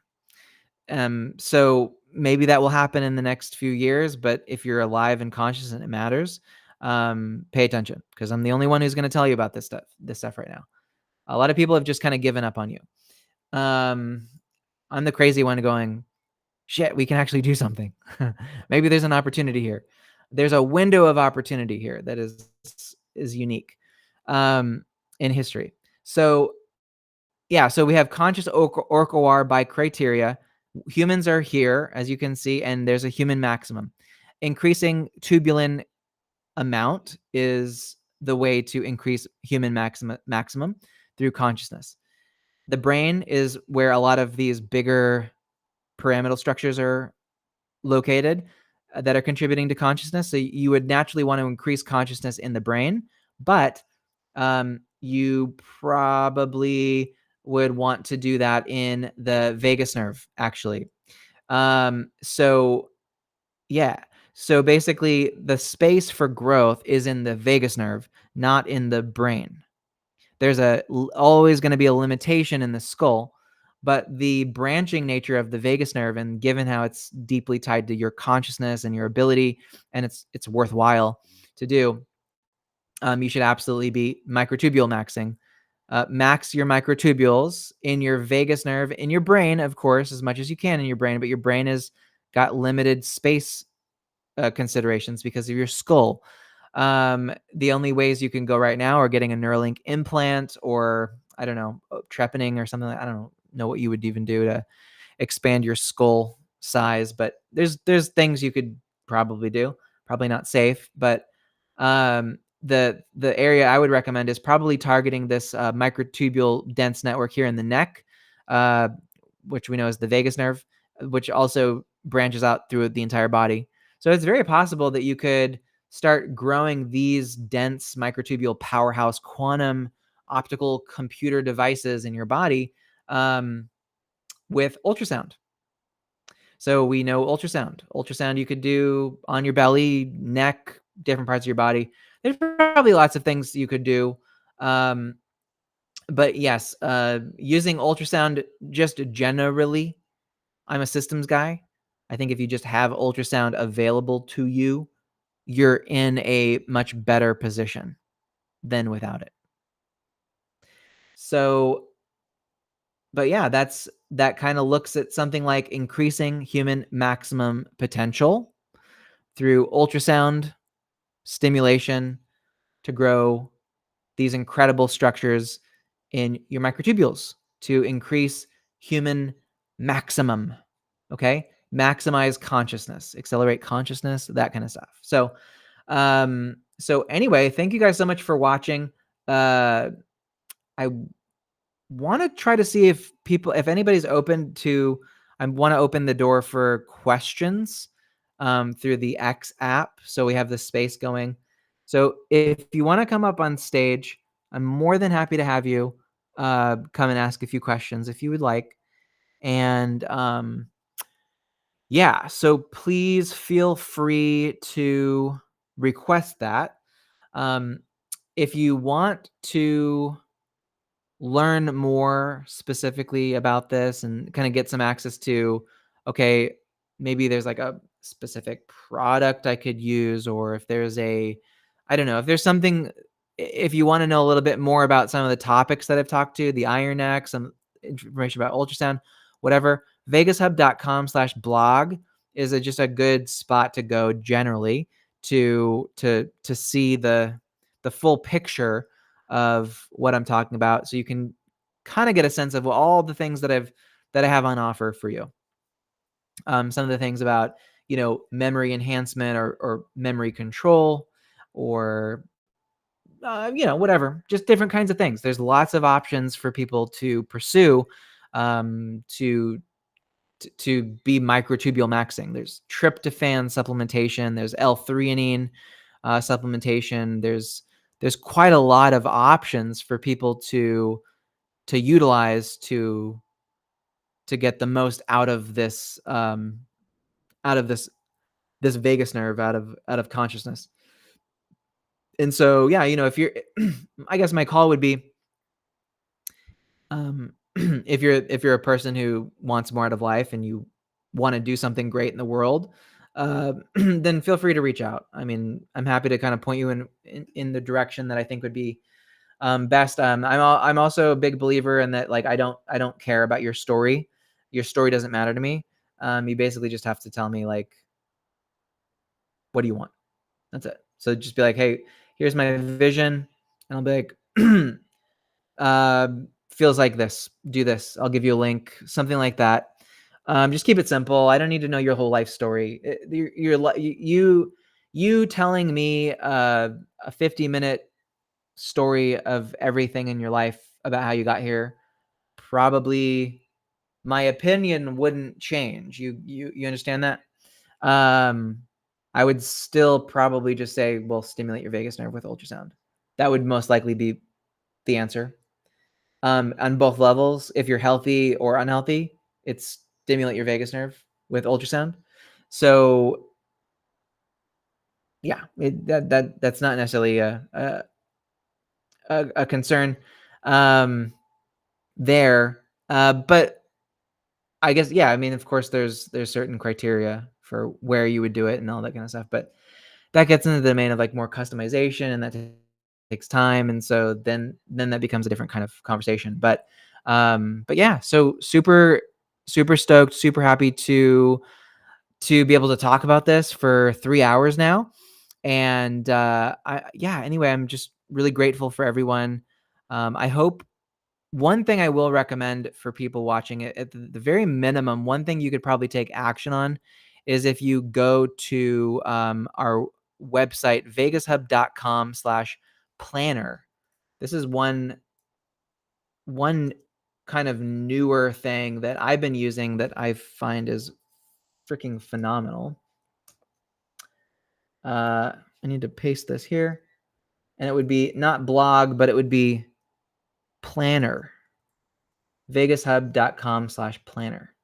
Now, yeah. So if you go to vegushub.com/planner, then you're going to be able to see this, which is the Nemertean companion, which, if you like the concepts that I talked about, but it was a little too fast for you, and you like having something like physically in front of you, kind of like a book or like a textbook or something like that, then I would highly recommend and encourage you to go vegushub.com/planner here. And I think you should be able to see it on the right-hand side. Maybe. Hold on. Chrome desktop. I don't know why that's not showing. Hmm. Hmm. Okay, it looks like my screen share thing froze. But I'm gonna try it again. Give me a second. Chrome, that's that one. Gonna restart capture. Okay, there we go. Okay, so this is the Nemertean companion. This is a very, really well designed, very intentionally designed planner. It's a day planner slash notebook slash book detailing a lot of the exact concepts that we talked about today. Like really pretty detailed. It's a great piece of history, as well as we've published the the Nemertean Vegas origin hypothesis inside of it as well. And so on this page, you can get a glimpse, and you are able to see kind of a sample. Part of it is this Nemertean companion. Every day, you're going to see a page where you basically can like design your day with a vision, purpose statement, and then systems. You do literally write out the systems you're going to do, your to-do list, your capture tasks, and then gratitude, magic moments, gratitude notes, basically. And then there's this cool feature with this triangle in the upper right-hand corner where you get to draw in the actual triangle if you've done sleep, power, and priming. Sleep, power, priming. You can also see that here. It's sleep, power, priming, like that. Okay. So how that works is this ultra Sierpinski triangle is a way for you to keep physical track each day by coloring in or scribbling over each one of the three triangles. Did you show up for sleep? Did you show up for Ultra Power? Ultra Power is a program where you essentially listen to it while you walk or exercise or do some outdoor activity, and that could be anything outside of the house. Just something where you're basically showing up outside of your house. Ultra Power is generally that, but there's more specifics you can dive further in as far as you want, really. And then there's ultra priming. Ultra priming is, did you hold your hands over your heart and feel gratitude? Generally speaking, at the very minimum, that's what priming is. Is really a process of, did you show up for gratitude? That's the orientation of which I show it. But it doesn't mean that you have to feel gratitude every single time you do it. But you can't ever feel gratitude, and it'll be harder and harder for you to feel gratitude and later in life if you don't make a habit of showing up for it. So yeah, again, it's like your life will whittle away if you sacrifice sleeping. You will die pretty quickly if you try to not sleep. You'll die a slower death if you never leave the house. You'll die the worst type of death where you're alive but dead inside if you don't prime. If you are not grateful, if you don't make space for the trace lines of gratitude, you will grow old and be bitter and resentful and miserable no matter how much you have. You can have everything in the world, but if you don't have gratitude, you are going to basically be really disappointed in everything. And it's going to be very difficult to feel gratitude at that stage. So, you can fix yourself with gratitude too. And there's a process called ultra priming, which is incredible. And there's multiple stages and ways you can do it, but you can do ultra priming through the website. So if you go to vegas.hub.com/priming right there, then you get access to the priming practice, this full practice, the one that I do, the one that I think has saved my life and have saved countless other lives, is this practice of really seeking out what gratitude really is. Gratitude is not just a word, it's a feeling. It's a state in the universe. It's a piece of land. It's a real estate location in your mind, in your body, in the universe, that when you occupy it, it all makes sense. It all comes together for you. It is like the ticket to the greatest life you've ever lived. It's wild. It's an absolutely wild experience. So ultra priming right there, ultra priming, a VR experience. And typically the best way to do it is through a VR headset. I think, yeah, we do have links to learn more about ultra priming and getting access to it there. But all of these links for this stuff are all contained within the planner. And I recommend the planner because you get to have a normal day planner. And then everything that you can kind of click through from the planner with QR codes to ultra priming, ultra sleep, ultra power, learning about the planner itself and how to use it, all from that single book. And I've made it available on Amazon for a super low cost. I think it's like, I don't know, like, let's see. Click to see the Nemertean Companion on Amazon. Yeah, I just dropped the price. I mean, I never raised the price or really set it. I just set it the lowest pretty much possible, $12.69 on Amazon. So I don't make I make 60 cents from it or something like that. I'm not doing this to make money. This book does not make me money or anything like that. I offer it because it's pretty phenomenal as a resource to have on hand in your house, to use.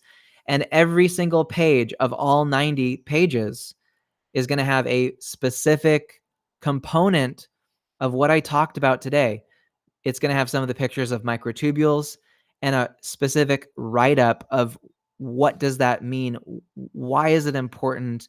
How is it applicable in your life? And in some ways, of course, a lot of this stuff can seem very theoretical, but if your consciousness and your mind and your life are all dependent on microtubules, wouldn't you like to know a little bit more about them and take some time to study them too? Because I don't expect you to go back and rewatch the replay of this 3-hour video, but what I can say is that honestly, the best way to learn it is in pieces, day by day, in a consistent fashion. And I built this Nemertean Companion. It's based off of my older vagus nerve planner, which is a day planner, but it didn't have the pictures in it, and it didn't have the kind of the triangle in the upper right hand corner. And so I added some features to this and I modified it, and now it's renamed as the Nemertean Companion. But it's got this beautiful artwork on the front. It's black on the backside, so it doesn't have a lot of like cover art that you're gonna have to contend with. But it's just a very cool, physical, good thing to hold in your hand. And it can be the springboard for handling everything that I talked about today. Everything that I talked about today can be accessed through that planner. That planner is absolutely phenomenal. So I recommend, if you just go to Amazon and you type in Nemertean Companion, or if you search for Sterling Cooley or Vagus Nerve Study Guide or something, I don't know. Nemertean Companion is actually the better word, because if you type in vagus nerve, you're going to get a bunch of BS like ChatGPT generated nonsense books, because people are like, oh, I'm going to jump on this vagus nerve bandwagon and publish some totally crappy book with 100 pages. So be careful. But Nemertean Companion, Nemertean is the sort of the code word I'm using to refer to the vagus nerve from now on. So yeah, so some pretty cool stuff. Definitely recommend that you go to vegushub.com/planner, PLANNER first, because that way it'll give you the link through our website. But you can also get the sample of the book, because Amazon doesn't have the sample of the pages. I wish it would allow me to do that. I just haven't gotten to get that going on. I've been quite busy, but it's a really good planner. It's really, really, really good. So yeah, go pick up something like that for yourself. And at the end of the day, it's really a non-crazy form of having a day planner and a notebook and getting to explore some really cool ass ideas all at the same time. Cool, which is, again, in our busy day and age, we got to find more optimal ways to think about more things at the same time. And I think about the microtubule. Think about microtubules in general gives you a jumping board into quantum computers, human psychology, ethics, beauty, God, quantum, foam, and your health, your mind, your consciousness, and from wherever that is. But yes, so do I recommend taking microtubules more seriously and kind of operating on a microtubule framework, like an Orch-OR framework? Absolutely. Absolutely. 100%. So yeah, that's been my presentation for today. Guys, thank you so much for joining. I'm again deeply appreciative of everybody for taking their time to watch this. It's really my intention to share some cool stuff. So I hope I've done that for you today. But yeah, guys, thanks so much. And I will talk to you soon. I'll be doing some more of these kinds of videos in the near future. I will say that coming up in another, we don't have a specific date yet, but we're going to be doing some interviews with specialists from this area and doing a summit. This is a plan right now, which is called the Vegas Hub Summit. And so we're going to do a summit where we interview big names in the field of vagus nerve, field of microtubules, Orch-OR. We got some big names lined up for you. We'll have more details coming on that soon. And we're hosting all those videos. We're going to do all those publicly, but we're going to have some little kind of secret end caps on the end with just like a kind of like a private little interview with that specialist. So really, really cool. And I'm gonna switch the streams off and just go. It's on locals.com. So you'll see at the end this little window that says vegas-hub-summit.locals.com, and that's the URL for where we're kind of sourcing those interviews and where that will be. And we're going to kind of do it in like an event context, like it's going to be like a week of interviews with specialists later this summer. So keep your eyes open for that. And but yeah, I'll switch these streams off, and then you should see that happening here in a second. So let's semi-experiment with that, if possible. Okay, we're going to go to locals only and update it. Thanks, guys.